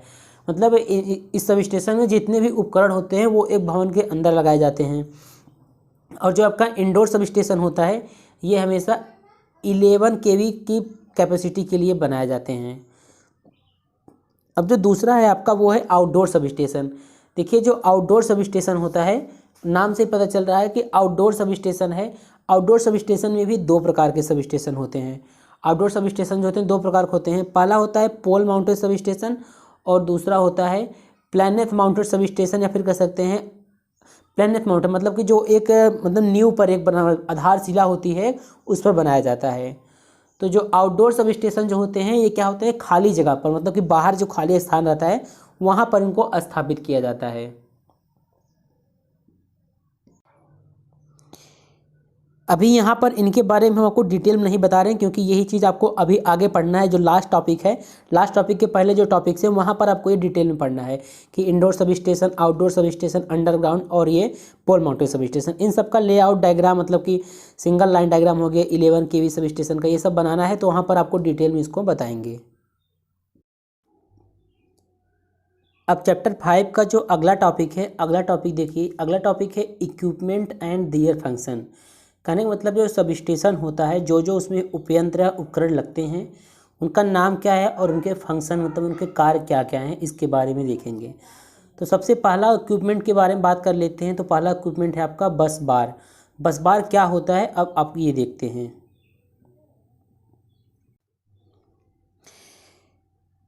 देखिए बस बार जो होता है, बस बार देखिए एक प्रकार का जंक्शन होता है।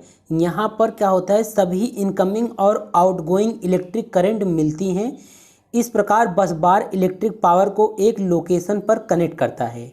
अब जो चीज़ यहाँ पर हम लिखे हैं यही चीज़ आपको अच्छे से समझा देंगे तो कोई दिक्कत नहीं होगा।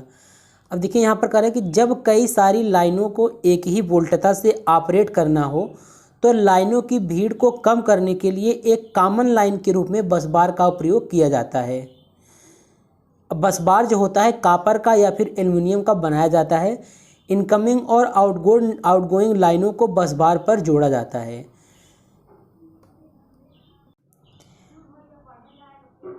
अब यहाँ पर हमने जो लिखा है यही आपको समझा देते हैं कि बस बार हमने बताया कि एक प्रकार का जंक्शन होता है, यहाँ पर सभी इनकमिंग और आउटगोइंग इलेक्ट्रिक करंट मिलती हैं।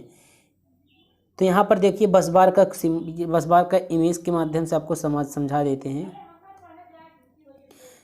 अब देखिए यहाँ पर बस बार देखिए क्या होता है, जैसे कि अगर देखिए एग्जांपल समझाते हैं। जैसे कि मान लीजिए यहाँ से एक वायर आ रहा है, ठीक है। अब यहाँ से एक वायर आ रहा है, जैसे यहाँ पर एक वायर दिखाया गया है, लेकिन यहाँ पर क्या होता है 3 फेज सिस्टम होता है, समझाने के लिए केवल एक वायर दिखाया जाता है।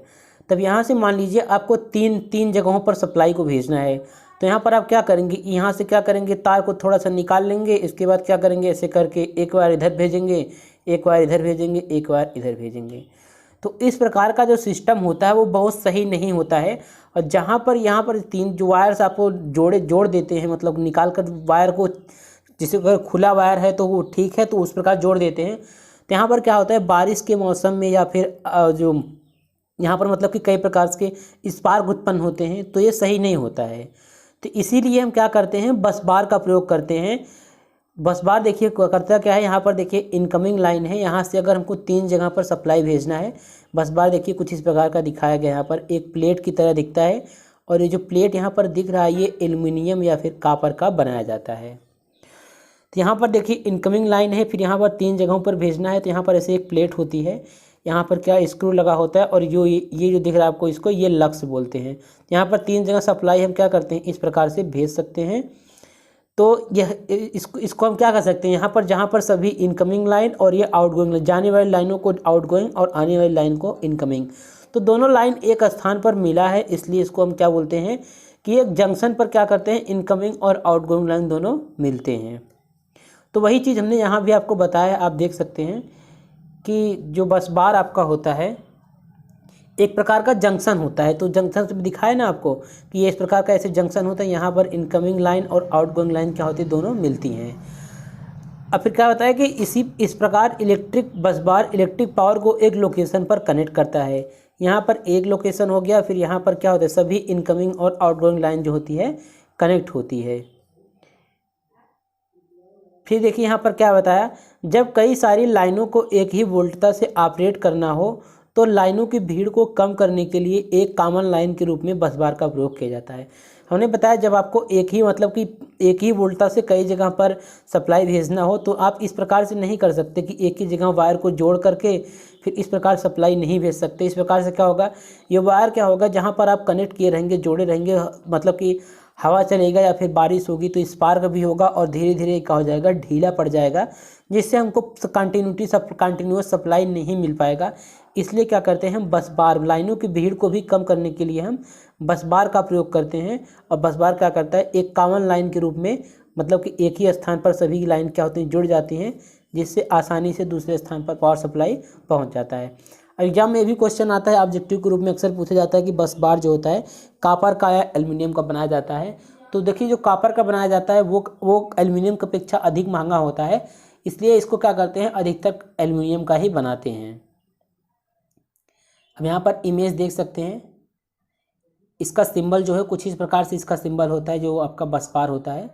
इस प्रकार से आप लोग सब स्टेशन में गए होंगे, देखे होंगे। यहाँ पर ये भी ध्यान में रखिए, यहाँ पर जो एक वायर दिखाया गया है, ये ध्यान रखिए, जो एक वायर दिखाया गया ऐसा थोड़ी ना होता है कि एक वायर होता है, एक वायर नहीं होता है। जो ट्रांसमिशन सिस्टम है, डिस्ट्रीब्यूशन सिस्टम होता है, तो वहाँ पर क्या होता है, 3 फेज सिस्टम होता है। तो 3 फेज होता है, लेकिन रियलिटी में 3 फेज होता है। दिखाने के लिए हम एक वायर को दिखा देते हैं। अब बात करते हैं सब स्टेशन में कौन से बस बार का प्रयोग किया जाता है। तो सब स्टेशन में देखिए निम्न बस बार का प्रयोग किया जाता है। इसको आप आगे वाले जो उसका इस सिलेबस का ये पार्ट 1 है, जो पार्ट 2 बताएंगे आपको, उसमें सिंगल बस बार सिस्टम का सिंगल लाइन डायग्राम और डबल बस बार सिस्टम का डबल बस बार सिस्टम का सिंगल लाइन डायग्राम मतलब कि कैसे बनाया जाता है ये आप समझेंगे। अभी के लिए जान लीजिए कि सब स्टेशन में जो बस बार होते हैं वो 2 टाइप्स के प्रयोग किए जाते हैं। पहला होता है सिंगल बस बार सिस्टम और दूसरा होता है डबल बस बार सिस्टम। अब देखते हैं अगला इक्विपमेंट जो सब स्टेशन में प्रयोग होता है। जो आपका अगला इक्विपमेंट सब स्टेशन में प्रयोग किया जाने वाला वो है इंसुलेटर। तो इंसुलेटर आप लोगों को पता होगा, इंसुलेटर में विद्युत का सप्लाई नहीं होता है। तो यह एक ऐसा पदार्थ होता है जो अपने अंदर करंट को फ्लो नहीं करने देता है। तो जैसे आप लोगों को पढ़े होंगे कंडक्टर, इंसुलेटर, सेमीकंडक्टर, उसी प्रकार से इंसुलेटर होता है। इंसुलेटर का प्रयोग वहाँ किया जाता है जहाँ पर मतलब करंट को फ्लो नहीं करना होता है। तो इंसुलेटर एक ऐसा मतलब कि मटेरियल होता ही है जो अपने अंदर से करंट को फ्लो नहीं होने देता है। क्यों नहीं होने देता है? क्योंकि इसका प्रतिरोध जो होता है बहुत अधिक होता है। सब स्टेशन में कुछ मुख्य इंसुलेटर मटेरियल का प्रयोग होता है, जैसे कि यहाँ पर आप देख सकते हैं पोर्सिलीन।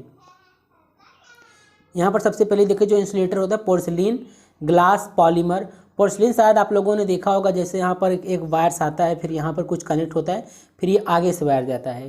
तो पोर्सिलीन जो होता है एक इंसुलेटर होता है। और देखिए जो इंसुलेटर होता है उसका प्रयोग क्यों किया जाता है, किस उद्देश्य से किया जाता है, ये भी देख लीजिए। देखिए जो इंसुलेटर होता है उसका प्रयोग 2 उद्देश्य से किया जाता है कि यह चालक को सपोर्ट प्रदान करता है और क्या करता है, यह चालक और पोल मतलब कि जो कंडक्टर और पोल होते हैं को एक दूसरे से वैद्युतीय रूप से अलग करता है। इन दोनों का मतलब आपको समझा देते हैं। देखिए सबसे पहला पॉइंट है इसमें कि यह चालक को सपोर्ट करता है। जैसे आप लोग यहाँ पर पोल देखे होंगे, पोल देखने के बाद जो मतलब कि वायर एक कंडक्टर जो आता है, फिर यहाँ पर एक ब्लैक कलर का आप देखे होंगे, तो इंसुलेटर होता है। वो इंसुलेटर क्या करता है, वो चालक को सपोर्ट प्रदान करता है। साथ ही क्या करता है, यहाँ पर लिखा गया है, देखिए यहाँ पर लिखा गया चालक और पोल को एक दूसरे से वैद्युतीय रूप से अलग करता है। आप एक बार सोच के देखिए, जैसे कि मान लीजिए यह आपका पोल है, अगर कंडक्टर ऐसे आता है, यहाँ पर कंडक्टर आता है, अगर कंडक्टर जो होता है पोल को छू करके जाएगा आगे, तो जाहिर सी बात है पोल में भी करंट कभी न कभी उतर सकता है, मतलब पोल में भी करंट का सप्लाई हो सकता है। लेकिन ऐसा क्यों नहीं होता है? इसलिए क्योंकि वहाँ पर क्या होता है, इंसुलेटर डिस्क मतलब कि disc insulator, pin type insulator, जिस प्रकार के इंसुलेटर की रिक्वायर होती है पोल पर, उस प्रकार के इंसुलेटर लगाए जाते हैं।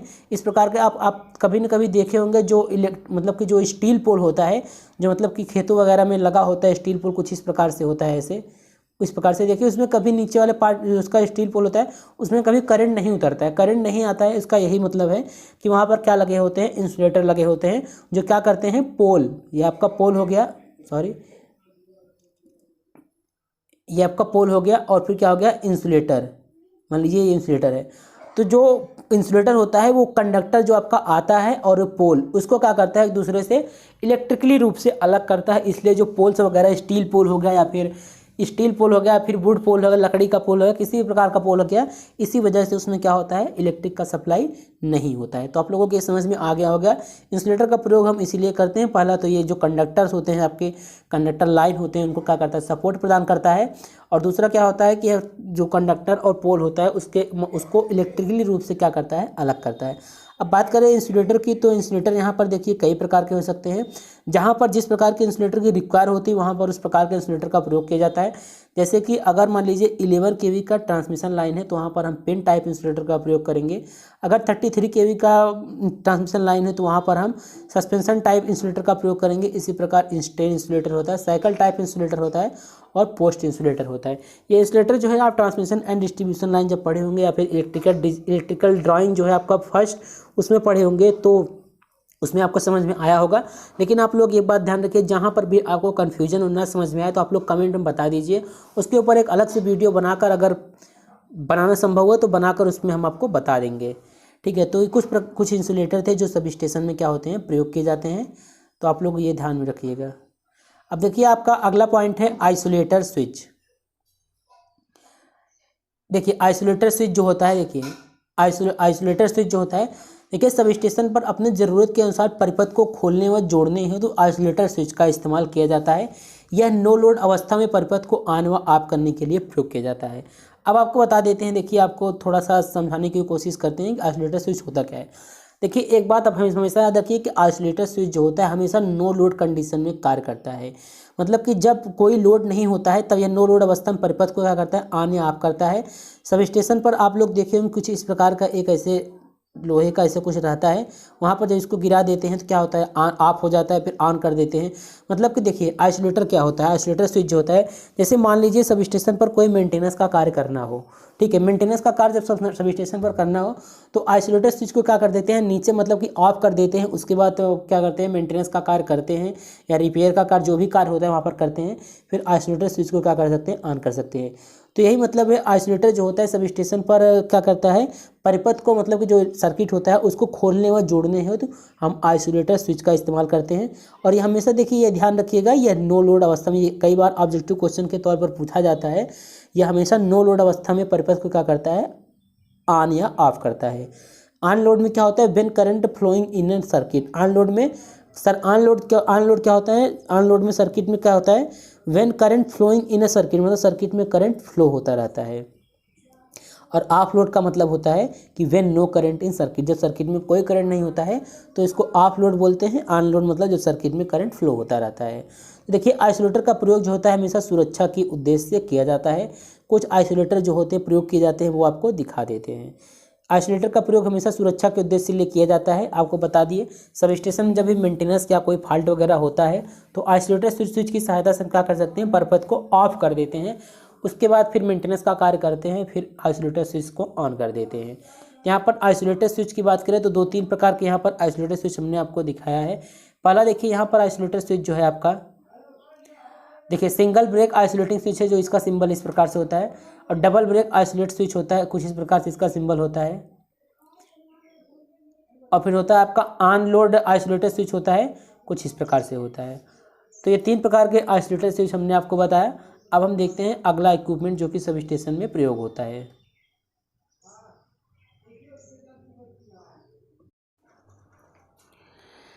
अब आपका अगला इक्विपमेंट जो है वो है सर्किट ब्रेकर। सर्किट ब्रेकर आपने पढ़ा होगा, सर्किट ब्रेकर क्या होता है। सर्किट ब्रेकर देखिए एक ऐसा डिवाइस होता है जो परिपथ की सामान्य और प्रदोष स्थिति में परिपथ को खोल या बंद कर सकता है।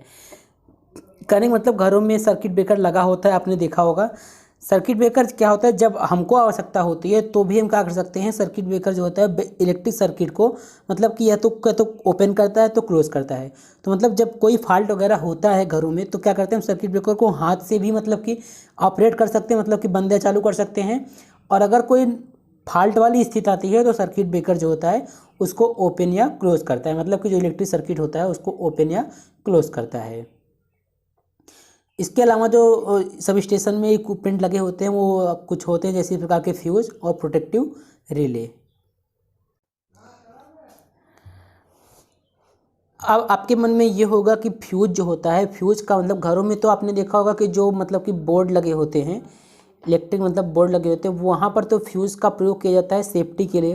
लेकिन सब स्टेशन में फ्यूज़ का क्या कार्य होता है, तो देखिए जो फ्यूज़ होता है, ये जो आपका फ्यूज़ है वो फ्यूज होता है ट्रांसफार्मर, जो फ्यूज होता है ट्रांसफार्मर और जो ट्रांसमिशन लाइन होता है उसको ओवर करंट से होने वाले क्या जो लॉस होता है उससे रक्षा करता है। और जो होता है फ्यूज जो होता है सब स्टेशन में जो होता है हाई वोल्टेज सिरे की ओर लगाया जाता है।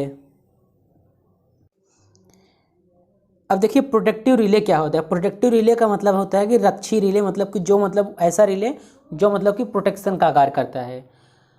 तो जब का प्रोटेक्टिव रिले ही ये क्या करता है, इलेक्ट्रिक फॉल्ट हो गया या फिर जैसे ओवरलोड हो गया, इन सब चीज़ों से क्या करता है, जो आपके सब स्टेशन में इक्विपमेंट लगे होते हैं उनसे रक्षा करता है।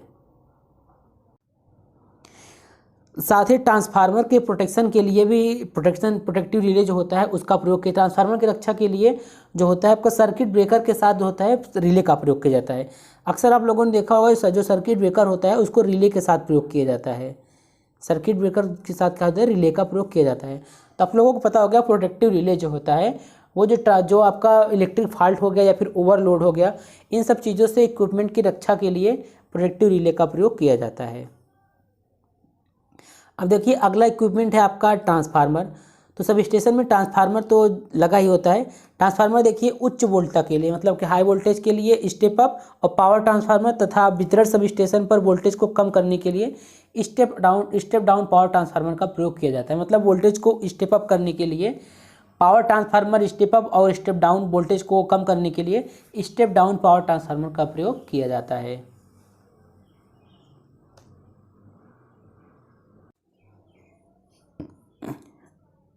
अब जो अगला इक्विपमेंट है, अगला इक्विपमेंट है आपका करंट ट्रांसफार्मर। तो ट्रांसफार्मर मतलब कि सब स्टेशन जो होता है वहाँ पर करंट ट्रांसफार्मर का प्रयोग क्यों करते हैं वो देखिए। देखिए जो करंट ट्रांसफार्मर होता है वो आपका क्या होता है, एक स्टेप अप ट्रांसफार्मर होता है। अब देखिए स्टेप अप ट्रांसफार्मर क्या, स्टेप क्या करता है, स्टेप अप ट्रांसफार्मर जो होता है वोल्टेज को स्टेप अप करता है। अब करंट ट्रांसफार्मर जो होता है ये आपका क्या है, स्टेप अप ट्रांसफार्मर है। इसका प्रयोग सूचक तथा मापन उपयंत्र जैसे कि अमीटर हो गया, वाट मीटर हो गया, ऊर्जा मीटर हो गया, इसकी धारा कुंडली को सप्लाई प्रदान की जाती है। क्योंकि देखिए जो अमीटर, वाट मीटर, ऊर्जा मीटर होते हैं इनको क्या करता है, इनकी कुंडली को सप्लाई प्रदान करते हैं करंट ट्रांसफार्मर के द्वारा। और जो आपका करंट ट्रांसफार्मर होता है इसके प्राइमरी वाइंडिंग में कम फेरे होते हैं तथा सेकेंडरी में जो होते हैं, जैसे प्राइमरी वाइंडिंग हो गया तो इसमें क्या होते हैं, कम फेरे होते हैं। और जो आपका सेकेंडरी वाइंडिंग हो गया इसमें अधिक फेरे होते हैं। जैसे कि अगर करंट ट्रांसफार्मर के प्राइमरी में 100 एम्पियर करंट है तो सेकेंडरी में 5 एम्पियर की धारा प्राप्त होगी। कहने का मतलब कि जैसे मान लीजिए ये प्राइमरी वाइंडिंग है और ये आपका क्या है, सेकेंडरी वाइंडिंग में अधिक फेरे होते हैं। अगर प्राइमरी वाइंडिंग में क्या है 100 एम्पियर करंट है तो सेकेंडरी वाइंडिंग में 5 एम्पियर की धारा प्रदान होगी। क्यों, सेकेंडरी वाइंडिंग, सेकेंडरी साइड मतलब करंट की धारा, करंट का मान कम हो जाता है इसीलिए जो होता है एमीटर ऊर्जा मीटर की धारा कुंडली को सप्लाई प्रदान करते हैं। क्योंकि जो एमीटर हो गया, वाट मीटर हो गया, ऊर्जा मीटर हो गया, इन सबको कम कम कम कम एम्पियर की करंट की आवश्यकता होती है। इसलिए इसके सेकेंडरी वाइंडिंग जो होता है अधिक अधिक फेरे होते हैं। और एक अगर जैसे जैसे बताया ना हमने आपको, यहाँ पर 100 एम्पियर करंट है तो इस साइड क्या मिलेगा आपको, 5 एम्पियर करंट मिलेगा। और 5 एम्पियर करंट मतलब करंट का मान कम हो जाएगा, इसलिए तो करंट मान कम हो जाएगा, इसलिए क्या कर सकते हैं इसको, इसकी जो पावर सप्लाई है उसको हम ऊर्जा मीटर हो गया, वाट मीटर हो गया, एमीटर हो गया दे सकते हैं। अब इसमें देखिए जो आपका अगला इक्विपमेंट है, अगला इक्विपमेंट है पोटेंशियल ट्रांसफार्मर। देखिए यहाँ पर हम जो कंटेंट आपको दिखा रहे हैं ये आप एग्जाम में अच्छे से लिख सकते हैं। अगर जो जिसमें कंटेंट कम है वहाँ पर हम बता दे रहे हैं तो आप लोग उसको ध्यान से सुन लीजिए तब भी लिख सकते हैं। तो पोटेंशियल ट्रांसफार्मर मतलब विभव परिणामित्र। पोटेंशियल ट्रांसफार्मर देखिए क्या होता है, सूचक या फिर मापन उपयंत्रों की वोल्टेज कॉइल की सप्लाई प्रदान करने के लिए पोटेंशियल ट्रांसफार्मर का प्रयोग करते हैं। देखिए हमने आपको बताया अभी कि जो आपका सब स्टेशन होता है वहाँ पर मीटरिंग का भी कार्य होता है। तो मीटरिंग जैसे कार्य के लिए वहाँ पर कम पावर सप्लाई की मतलब कि ज़्यादा एम्पीयर की करंट की आवश्यकता नहीं होती है, इसलिए वहाँ पर हम करंट ट्रांसफार्मर हो गया, पोटेंशियल ट्रांसफार्मर हो गया, इस प्रकार के ट्रांसफार्मर का प्रयोग करते हैं। यहाँ पर देखिए अगला है आपका लाइटनिंग अरेस्टर इक्विपमेंट। अब ये देख लेते हैं कि लाइटनिंग अरेस्टर इक्विपमेंट क्या होता है। मतलब जैसे देखिए जब आकाश वगैरह में मतलब कि जब मतलब बिजली का मतलब लाइटनिंग अरेस्टर मतलब होता है त्वरित आघात। तो त्वरित से सुरक्षा के लिए क्या करते हैं, लाइटनिंग अरेस्टर जैसे इक्विपमेंट का प्रयोग करते हैं, ताकि मतलब कि आकाशीय बिजली से बचने के लिए लाइटनिंग अरेस्टर का प्रयोग किया जाता है। अब यहाँ पर देखिए एक और इक्विपमेंट है जो है आपका fire lightning equipment. Fire lightning equipment क्या होता है, यह जो होता है कि मतलब कि जैसे आकाशीय बिजली में कभी कभी क्या होता है आग लग जाती है, तो अग्नि से बचाव के लिए नहीं सॉरी, यहाँ पर जो देखिए फायर लाइटिंग इक्विपमेंट होता है वो अग्नि से बचाव के लिए अग्निशामक यंत्र की व्यवस्था किया जाता है।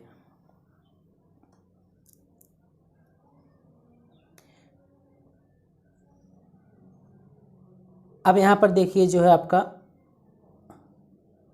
अगला इक्विपमेंट है वो, अगला इक्विपमेंट देखिए आपका है एक्यूमुलेटर और बैटरीज। तो इमरजेंसी में अगर कभी कभी क्या होता है सब स्टेशन पर क्या होता है कि लाइट वगैरह मतलब कोई फॉल्ट हो जाता है, तो वहाँ पर इमरजेंसी में लाइटिंग के लिए मतलब लाइट को जलाने के लिए हम शीशा संचायक बैटरी का प्रयोग करते हैं। और अगला है आपका इक्विपमेंट जो होगा पैनल बोर्ड। पैनल बोर्ड क्या होता है, इस प्रकार का सब स्टेशन पर जाएंगे इस प्रकार के पैनल बोर्ड आपको देखने को मिल जाएंगे। इस पैनल बोर्ड पर क्या होते हैं, बहुत सारे ऐसे ऐसे करके उपकरण लगे होते हैं। तो पैनल बोर्ड जो होता है उस पर क्या होता है, अमीटर हो गया, वोल्ट मीटर हो गया, एनर्जी मोटर, ये सब चीज़ें क्या होती हैं, लगी होती हैं। तो इस प्रकार से बहुत सारे उपकरण हैं जो कि मतलब कि सब स्टेशन पर लगे होते हैं। तो अगर एग्जाम में पूछता है कि मतलब सब स्टेशन पर कौन कौन से उपकरण लगे होते हैं तो उनका फंक्शन क्या है, तो उसमें आपको 7-8 उपकरण उनके फंक्शन को दिखा देना है। ये जो टॉपिक है एग्जाम में लगभग हर बार पूछा जाता है 5 नंबर में कि बैटरी क्या है एवं उसका अनुरक्षण बताइए। तो इस टॉपिक को बहुत ही अच्छे से आपको समझा देंगे ताकि एग्ज़ाम में जब आएगा ये तो आपको लिखने में कोई दिक्कत नहीं होगा। देखिए टॉपिक है आपका बैटरी एंड देयर मेंटेनेंस। आपने 12th में पढ़ा होगा कि बैटरी क्या होता है, लेकिन यहाँ पर देखिए जो यहाँ पर बैटरी की बात की जा रही है, ये बैटरी जो होता है सब स्टेशन में प्रयोग होता है। तो अभी हमने आपको पहले बता दिया कि जो आपको सब स्टेशन के इक्विपमेंट जब आपको बता रहे थे वहाँ हमने बताया था कि बैटरी का भी उपयोग सब स्टेशन में किया जाता है। तो देखिए यहाँ पर वही लिखे हमने कि जो इलेक्ट्रिक सब स्टेशन होता है वहाँ पर विभिन्न प्रकार के प्रोटेक्टिव गियर हो गया, स्विच हो गया, ये सब चीज़ें क्या होती हैं लगी होती है। और इन्हीं प्रोटेक्टिव गियर और स्विच के ऑपरेशन तथा इमरजेंसी लाइटिंग के लिए लेड एसी बैटरी का प्रयोग किया जाता है। ये आपको याद रखना है सब स्टेशन में कौन सी बैटरी का प्रयोग किया जाता है, उसका नाम है लेड एसिड बैटरी। वैसे बैटरीज तो कई प्रकार की होती हैं, लेकिन जो सब स्टेशन में बैटरी का प्रयोग किया जाता है वो लेड एसिड बैटरी है। और सब स्टेशन में बैटरी का प्रयोग क्यों किया जाता है? इमरजेंसी लाइटिंग में। मान लीजिए कि सब स्टेशन में ऐसा कोई दिक्कत आ जाता है कि वहाँ पर बिल्कुल अंधेरा ही अंधेरा हो जाता है, मतलब किसी प्रकार की कोई फॉल्ट वगैरह हो जाता है, तो वहाँ पर इमरजेंसी में लाइटिंग के लिए हम क्या करते हैं, बैटरी का प्रयोग करते हैं। या फिर प्रोटेक्टिव गियर हो गया, स्विच हो गया, तो इन सब के ऑपरेशन के लिए भी हम क्या करते हैं, बैटरी का प्रयोग करते हैं। तो अब आपको हम लेड एसिड बैटरी किस प्रकार से दिखता है उसका इमेज दिखाकर उसके बारे में कुछ बता देते हैं ताकि आपको याद रहे कि लेड एसिड बैटरी होता क्या है।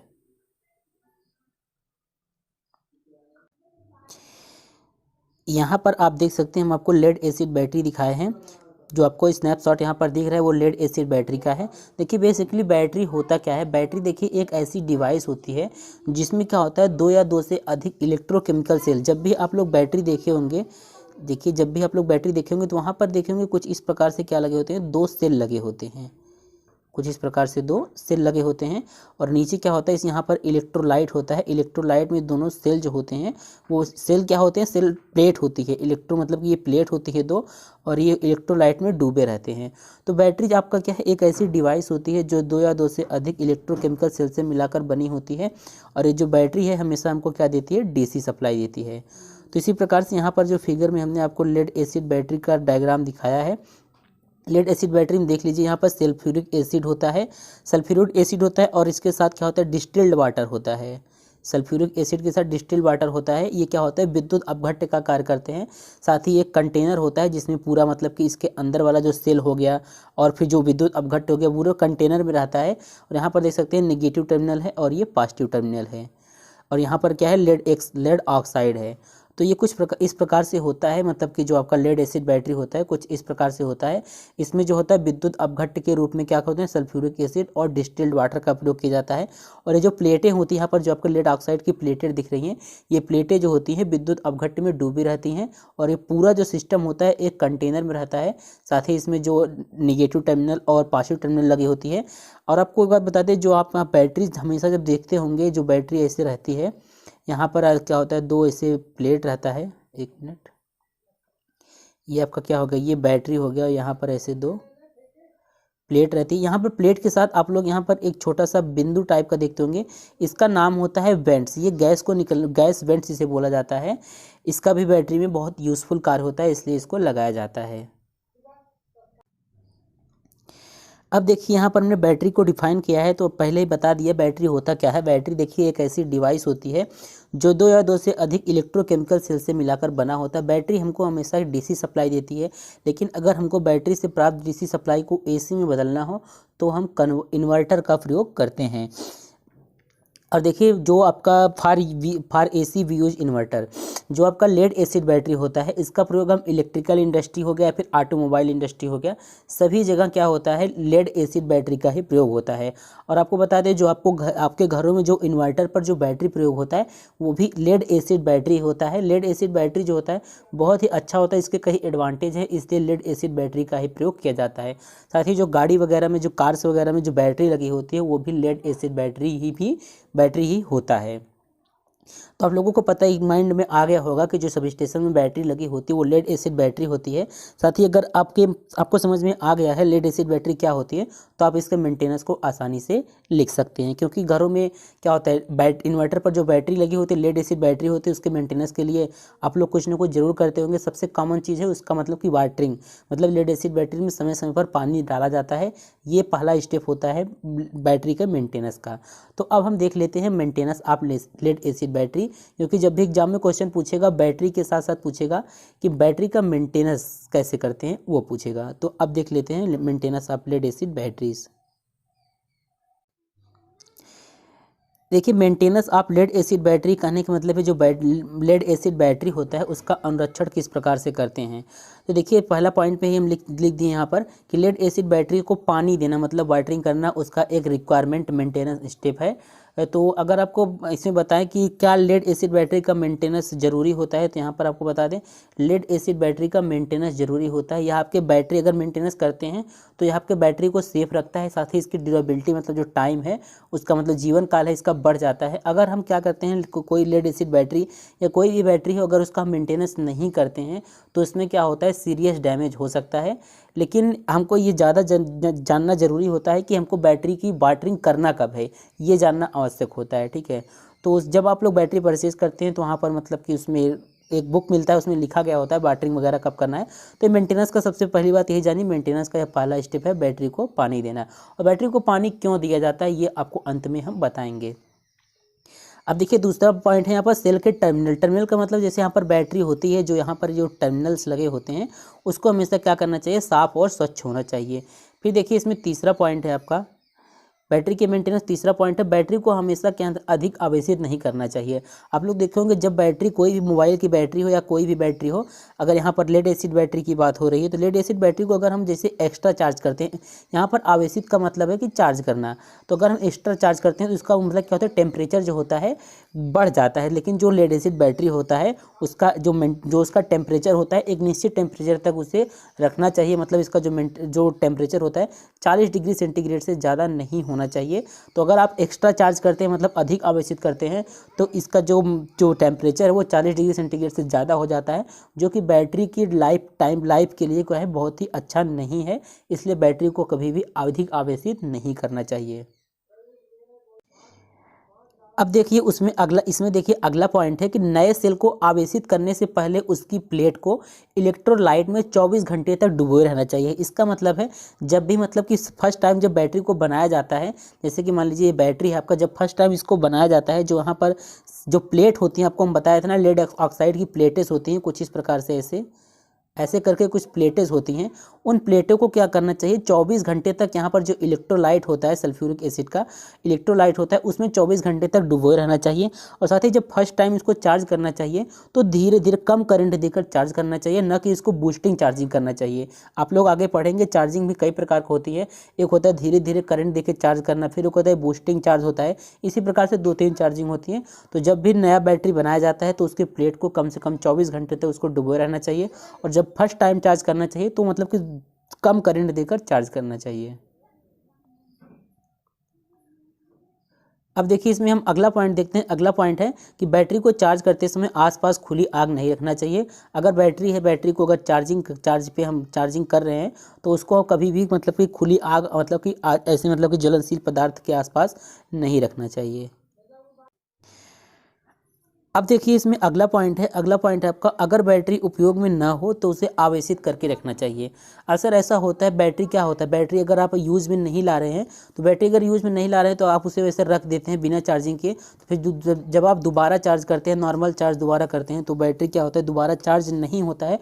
उसके लिए हमें क्या होता है बूस्टिंग चार्ज का उपयोग करना पड़ता है, मतलब कि अधिक करंट देकर एक चार्ज करना होता है। तो अगर बैटरी उपयोग में नहीं है तो उसको हमेशा आवेशित रखना चाहिए।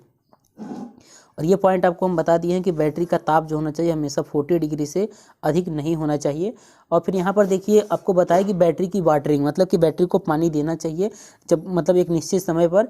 देखिए पानी देने के लिए नॉर्मल पानी का उपयोग नहीं किया जाता, यहाँ पर शुद्ध अशुद्ध जिसे हम डिस्टिल्ड वाटर बोलते हैं उस जल का प्रयोग करना चाहिए। तभी तो ऐसा आप लोग देखे होंगे बैटरी में पानी डालने के लिए मार्केट से एक प्रकार का वो पानी डालने के लिए मार्केट से लाया जाता है तो क्या होता है डिस्टिल्ड वाटर होता है।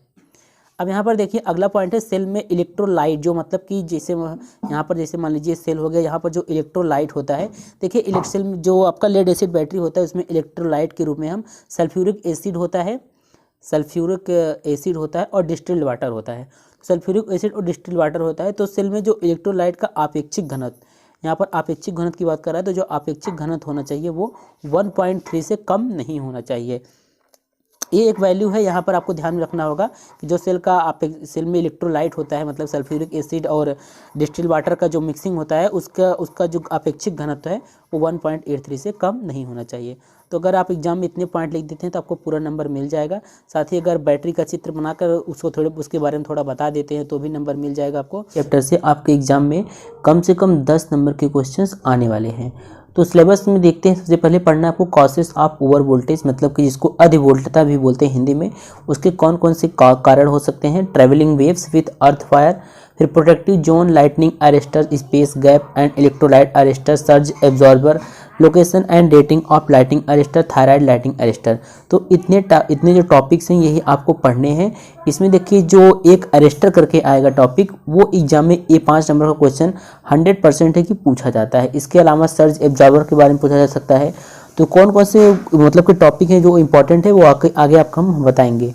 तो सबसे पहले देखते हैं कि कॉसेस ऑफ ओवर वोल्टेज, मतलब कि ओवर वोल्टेज के कौन कौन से कॉसेस हो सकते हैं।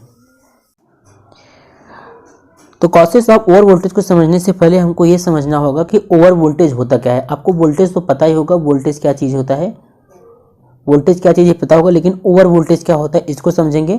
फिर ओवर वोल्टेज को जैसे कि कौन कौन से रीजंस किस किस वजह से ओवर वोल्टेज हो जाता है इसको देखेंगे। यहाँ पर देखिए आपका चैप्टर 4 है। सबसे पहले समझेंगे अधिवोल्टता किसे कहते हैं, क्योंकि कभी कभी एग्जाम में ये भी पूछ लेता है कि अधिवोल्टता से क्या तात्पर्य है। तो सबसे पहले समझते हैं कि अधिवोल्टता किसे कहते हैं। देखिए जो सिंगल फेज आपका लाइन होता है उसमें विद्युत वितरण होता है 230 वोल्ट का, और 3 फेज जो होता है उसमें विद्युत वितरण 440 वोल्ट में किया जाता है। ये चीज़ें आप लोगों को पता होगा कि सिंगल फेज की जो इलेक्ट्रिक सप्लाई होती है वो 230 वोल्ट, और 3 फेज वाला जो होता है 440 वोल्ट में किया जाता है। इसी प्रकार देखिए इलेक्ट्रिकल सिस्टम में सभी उपकरण का कुछ वोल्टेज होता है। जैसे कि आपके घर में कोई भी डिवाइस लगा होगा तो उसका कुछ निश्चित मतलब कि वोल्टेज होता है। जैसे मान लीजिए आपके घर में कोई लाइट लगा है, कोई बल्ब लगा है, तो उसका एक निश्चित वोल्टेज होगा कि ये इतने वोल्टेज पर ऑपरेट होता है। या स्टेबलाइजर जिसे बोलते हैं, स्टेबलाइजर जो होता है वो भी क्या होता है, उसमें भी रेटिंग दिया गया होता है कि ये स्टेबलाइजर इतने वोल्ट के लिए है, इतने वोल्ट पर ये ऑपरेट होगा। तो सभी घरों में जो भी उपकरण यूज होते हैं उन पर क्या होता है, उसका कुछ वोल्टेज होता है, और उस वोल्टेज जो होता है जितना वो उस पर निर्धारित किया गया होता है।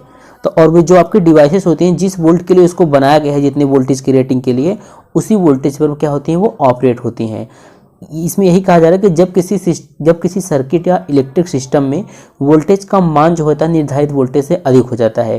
जैसे कि मान लीजिए ये कोई डिवाइस है, इसका वोल्टेज है 15 वोल्ट है, ये कि 15 वोल्ट पर यह ऑपरेट होगा।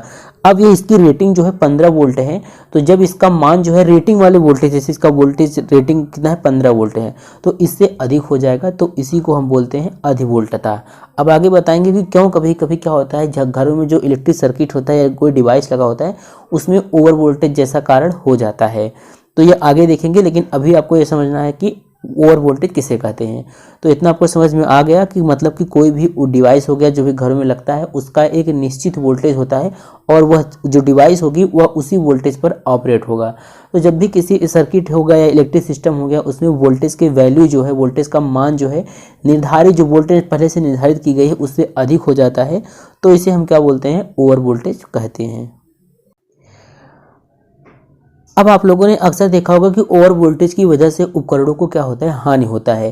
जैसे होता है ना, कभी कभी घरों में क्या होता है, कभी कभी सप्लाई, नॉर्मल सप्लाई 220 वोल्ट की सप्लाई आती है, तो उस पे जो उपकरण ऑपरेट होते हैं वो सही रूप से ऑपरेट होते हैं। लेकिन जैसे ही अगर कि मान लीजिए कोई शॉर्ट सर्किट हो गया, कोई किसी भी प्रकार का वोल्टेज मतलब ज़्यादा हो गया, तो घरों में जो भी उपकरण होते हैं वो जल जाते हैं या फिर वो काम नहीं करते हैं।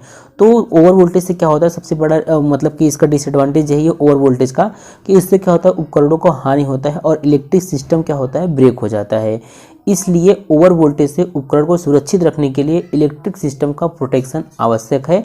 और इस चैप्टर का मेन पर्पज़ यही है कि जैसे कि घरों में या फिर इंडस्ट्री में जो ओवर वोल्टेज जैसा मतलब कि होता है उसको कैसे हम मतलब कि प्रोटेक्ट करेंगे, उसको मतलब सुरक्षित रखने के लिए हम किन किन डिवाइसेस का उपयोग करेंगे। तो सबसे पहले अगर हमको यह पता करना हो कि कोई भी मतलब कि डिवाइस अगर ओवर वोल्टेज से वो ख़राब हो जाती है, तो सबसे पहले हमको ये पता करना होगा कि ओवर वोल्टेज किन कारणों से होता है। फिर जिस कारण से होता है उसी कारण को दूर करने के लिए हम एक अलग से डिवाइस बनाएंगे और उस डिवाइस को लगा देंगे, तो हम क्या होता है ओवर वोल्टेज से प्रोटेक्शन पा सकते हैं। तो उम्मीद है आपको ये समझ में आ गया होगा कि ओवर वोल्टेज होता क्या है। ठीक है, तो मतलब कि शॉर्ट फॉर्म में बताएं तो ओवर वोल्टेज यही होता है, मतलब कि जो निर्धारित रेटिंग वोल्टेज होता है उससे अगर वोल्टेज का मान अधिक हो जाता है तो इसे ही क्या बोलते हैं, ओवर वोल्टेज कहते हैं। अब देखिए हम आपको सिलेबस में आपको पहला टॉपिक यही था कि कासेस ऑफ ओवर वोल्टेज। ये पिछली बार भी जब एसजीपी मतलब स्विच गियर एंड प्रोटेक्शन का जो एग्ज़ाम हुआ था पॉलिटेक्निक में, ये क्वेश्चन आया था कि ओवर वोल्टेज का मतलब कि कॉसेस क्या है, मतलब इसके कारण क्या है। तो यही क्वेश्चन ऐसे करके आता है कि वैद्युत प्रणाली में अधिवोल्टता की मतलब ओवर वोल्टेज के क्या रीजंस हो सकते हैं, क्या कारण हो सकते हैं। इस प्रकार से मतलब कई क्वेश्चन इसी टॉपिक से बन के आते हैं। तो उसमें आप कोई दिक्कत वाली बात नहीं, इसका मतलब यही होता है कि आपको ओवर वोल्टेज के कारण लिखने हैं। तो अब हम देख लेते हैं कि ओवर वोल्टेज के कारण क्या क्या हो सकते हैं और उसमें लिखना क्या है, आपको पहले समझ लीजिए। देखिए जो पावर सिस्टम होता है, पावर सिस्टम में वोल्टेज का थोड़े समय के लिए बढ़ जाना जो होता है वोल्टेज सर्ज कहलाता है, और यह कुछ माइक्रो सेकंड तक होता है। आपको पता होगा कि कोई भी डिवाइस जैसे कि निर्धारित वोल्टेज पर, यह जैसे कि मान लीजिए 15 वोल्ट पर ऑपरेट होती है, तो थोड़ी देर के लिए मतलब कि समझ लो 1 या 2 मिनट के लिए रहे तब भी वो उपकरण को हानि पहुंचाएगा। अगर ये माइक्रो सेकंड के लिए होता है ओवर वोल्टेज तो भी यह हानि पहुंचाएगा। तो पावर सिस्टम में वोल्टेज का थोड़े समय के लिए बढ़ जाना वोल्टेज सर्ज कहलाता है। ये वर्ड यहाँ पर याद कर लीजिए, वोल्टेज सर्ज। एग्जाम में कभी कभी ऐसे करके ऐसे ही पूछ लेता है कि वोल्टेज सर्ज क्या होता है। सर्ज को हिंदी में लिख देगा तो आपको वहाँ पर दिक्कत हो जाएगा, इसलिए इसको समझ लीजिए कि वोल्टेज सर्ज। तो पावर सिस्टम में जब वोल्टेज का थोड़े समय के लिए बढ़ जाना है वोल्टेज सर्ज कहलाता है। और यह क्या होता है, कितने देर के लिए होता है, कुछ माइक्रो सेकंड के लिए होता है, और उतने ही देर में आपका जो पावर सिस्टम का जो सप्लाई है वो ब्रेक हो जाता है। देखिए इसकी वजह से ही विद्युत प्रणाली में ओवर वोल्टेज होता है। अब अगर कोई पूछे कि ओवर वोल्टेज का रीजन क्या है, तो आप बताओगे कि वोल्टेज सर्ज की वजह से क्या होता है, ओवर वोल्टेज होता है। और वोल्टेज सर्ज क्या है, तो पावर सिस्टम में वोल्टेज का थोड़े समय के लिए बढ़ जाना ही वोल्टेज सर्ज कहलाता है। अब एक रीजन आपको पता हो गया कि ओवर वोल्टेज के कॉसेस क्या हैं।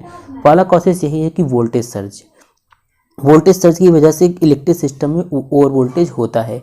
अब सर्ज का मतलब यहाँ पर क्या है, आप लोगों के मन में ये होगा कि सर्ज का मतलब क्या है। सर्ज का मतलब होता है, यहाँ पर देखिए, सर्ज का मतलब होता है उच्च वोल्टता की तरंगे। सर्ज का मतलब होता है उच्च वोल्टता की तरंगे। ये जब 5th सेमेस्टर में पढ़ रहे तब का नोट से कई बुक से मिलाकर इसमें लिखा गया है, तो आपको अच्छे से समझ में आ जाएगा। अब एक कॉसेस तो हम जान लिए कि ओवर वोल्टेज क्या होता है, वोल्टेज सर्ज की वजह से पावर सिस्टम में या इलेक्ट्रिक सिस्टम में ओवर वोल्टेज होता है। लेकिन इलेक्ट्रिक पावर सिस्टम में ओवर वोल्टेज के और भी कारण हो सकते हैं। वो 2 कारण हो सकते हैं। पहला होता है आंतरिक कारण और दूसरा बाह्य कारण। बहुत ही अच्छे से आप सबको समझ में आ जाएगा कि आंतरिक कारण क्या है और बाह्य कारण क्या है। तब आप एग्जाम में जब आएगा ओवर वोल्टेज क्या है, फिर ओवर वोल्टेज के कारणों की सूची बनाइए, तो आप लिखेंगे ओवर वोल्टेज, पहले समझा देंगे कि ओवर वोल्टेज होता क्या है। फिर उसके बाद ओवर वोल्टेज के कौन कौन से कारण हो सकते हैं। पहला कारण वोल्टेज सर्ज जो नॉर्मल है। इसके बाद ओवर वोल्टेज 2 कारणों से होता है, आंतरिक कारण और बाह्य कारण। अब देखिए हम बात करते हैं ओवर वोल्टेज के आंतरिक कारण से, मतलब इंटरनल कारण। इंटरनल रीजन क्या है ओवर वोल्टेज के, तो जैसे नाम से ही पता चल रहा है आंतरिक कारण, तो यह आंतरिक कारण हो सकते हैं। देखिए जब विद्युत परिपथ में अचानक से कोई चेंजिंग आ जाता है तो उनका वोल्टेज जो होता है निर्धारित वोल्टेज से अधिक हो जाता है। अब यहाँ पर इसका क्या मतलब है कि जब विद्युत परिपथ में अचानक से कोई चेंजिंग आ जाता है, जैसे कि मान लीजिए यहाँ पर कोई डिवाइस है, उसका कुछ निर्धारित वोल्टेज है, ठीक है, कुछ रेटिंग होगा उसका जो डिवाइस होगी उसका कुछ वोल्टेज रेटिंग होगा।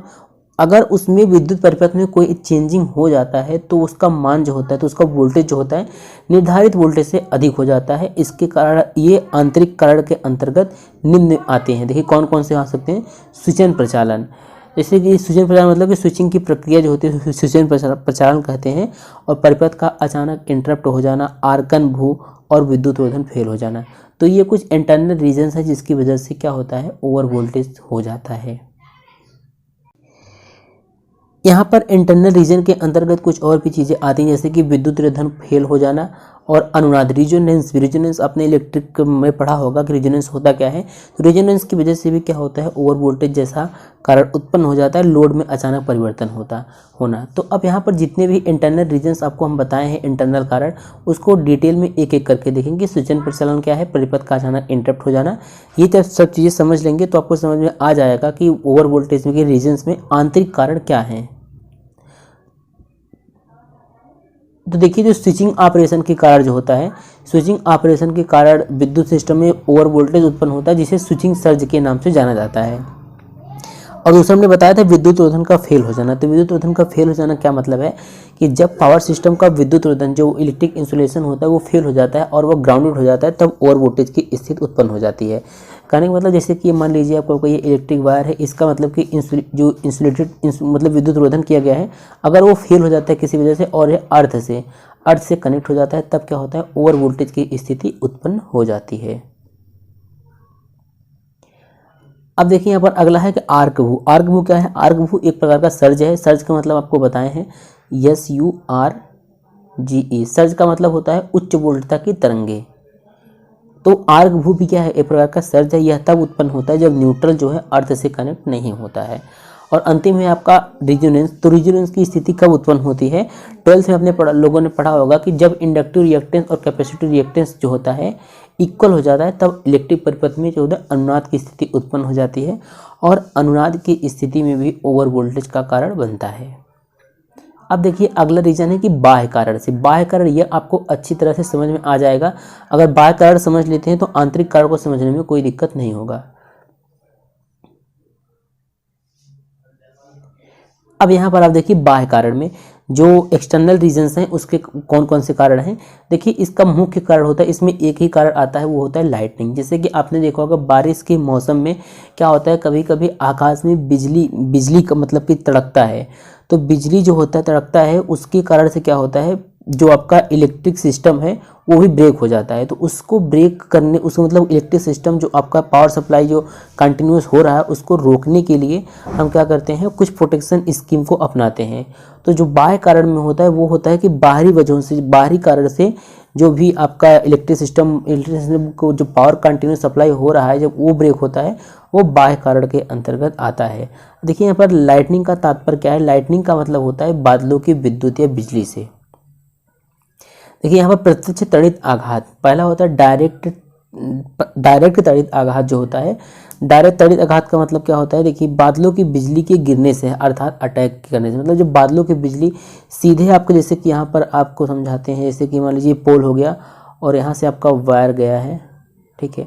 और अगर यहाँ से जैसे कि बादलों की जो बिजली होती है, अगर ये डायरेक्ट वायर पर अटैक करती है, तो यहाँ पर जो नॉर्मल वोल्टेज या धारा जो वोल्टेज होगा, उसकी जो पहले तो नॉर्मल वोल्टेज या करंट ये कैरी करेगा, लेकिन जब ये बादलों की बिजली जब इस पर गिरेगी तो इसका अचानक से वोल्टेज क्या होता है, बहुत ज़्यादा बढ़ जाता है। यही होता है बाह्य कारण। तो आपको समझ में आ गया हो कि बादलों की विद्युत या बिजली से यही मतलब है। जैसे आपका इलेक्ट्रिक पोल, जो आपका पोल होता है, पोल के ऊपर क्या गया, वायर्स गए होते हैं। अब जब ये बादलों की बिजली के संपर्क में आते हैं तो ये कई गुना ज़्यादा इनका करंट और वोल्टेज का मान जो होता है वो बढ़ जाता है। इस वजह से भी ओवर वोल्टेज होता है।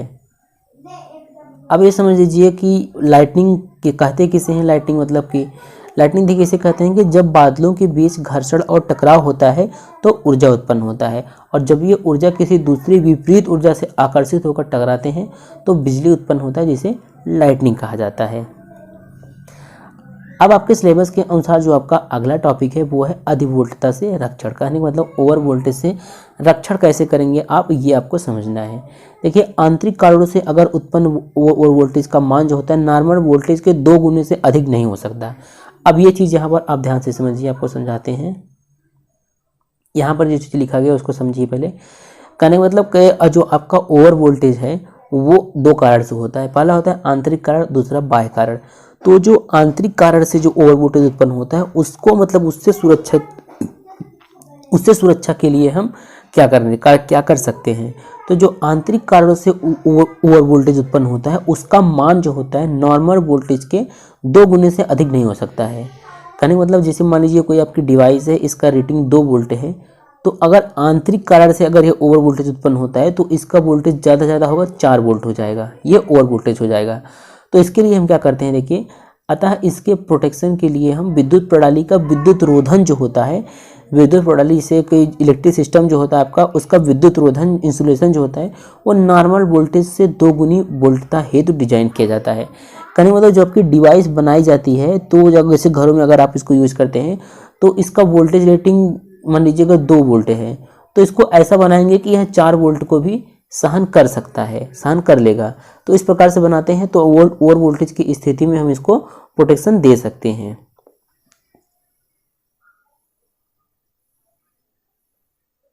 अब देखिए इसमें कह रहा है कि केवल एक में ही इसका मान 2 गुना से अधिक हो जाता है। और कब हो जाता है, जब आर्कन भू के कारण होता है। आर्कन भू मतलब प्रोटेक्शन के लिए न्यूट्रल को अर्थ किया जाता है। अब अगर बाह्य कारण की बात करें तो बाह्य कारण में जो आते हैं वो आपको बताएं कि बादलों की बिजली से, इसको या बादलों की बिजली बोलते हैं या फिर आकाशीय बिजली बोलते हैं। तो आकाशीय बिजली से सुरक्षा के लिए आप लोगों ने देखा होगा, कभी न कभी देखा होगा कि जैसे जो घर बनते हैं, घर के ऊपर देखिए यहाँ पर ऐसे क्या होता है, एक एक रॉड लगी होती है। रॉड को फिर क्या करते हैं, यहाँ रोड से एक वायर आता है, उसको अर्थ में कनेक्ट किया जाता है। अर्थ से मतलब कनेक्ट रहता है। तो ये कुछ इस प्रकार से बाह्य कारणों को क्या करते हैं, हम प्रोटेक्ट करते हैं। यहाँ पर देखिए अब जो है वो सिस्टम नहीं है। यहाँ पर देखिए इसके अंतर्गत प्रत्यक्ष तथा अप्रत्यक्ष त्वरित आघात आते हैं। इसके प्रोटेक्शन के लिए हम कुछ डिवाइस बना दी गई है, उस डिवाइस का प्रयोग करते हैं। पहला है अर्थिंग स्क्रीन का प्रयोग करते हैं, ओवरहेड ग्राउंड वायर्स का प्रयोग करते हैं, या फिर लाइटनिंग अरेस्टर का प्रयोग करते हैं। तो इतना आपको समझ में आ गया होगा कि ओवर वोल्टेज क्या है, ओवर वोल्टेज के कारण कौन कौन से हैं, और ओवर वोल्टेज के जो रीजंस हैं, ओवर वोल्टेज होने के कारण हैं, उनको हम कैसे प्रोटेक्ट कर सकते हैं। तो आपको बता दिए आंतरिक कारण में क्या है, जो आपका नॉर्मल वोल्टेज का मान है वो अगर ओवर वोल्टेज होता है तो 2 गुना से अधिक नहीं होगा। तो भी जो भी हम डिवाइस बनाएंगे उसको ऐसा बनाएंगे कि 2 वोल्टेज मतलब कि 2 गुना उसकी जो भी आपकी डिवाइस की रेटिंग होगी उससे 2 गुना अधिक या सहन कर सके। और जो आपका एक्सटर्नल कॉज हो गया मतलब कि बाह्य कारण हो गया, उसके लिए हम क्या करेंगे, अर्थिंग स्क्रीन का प्रयोग करते हैं, ओवरहेड ग्राउंड वायर का और लाइटनिंग अरेस्टर का।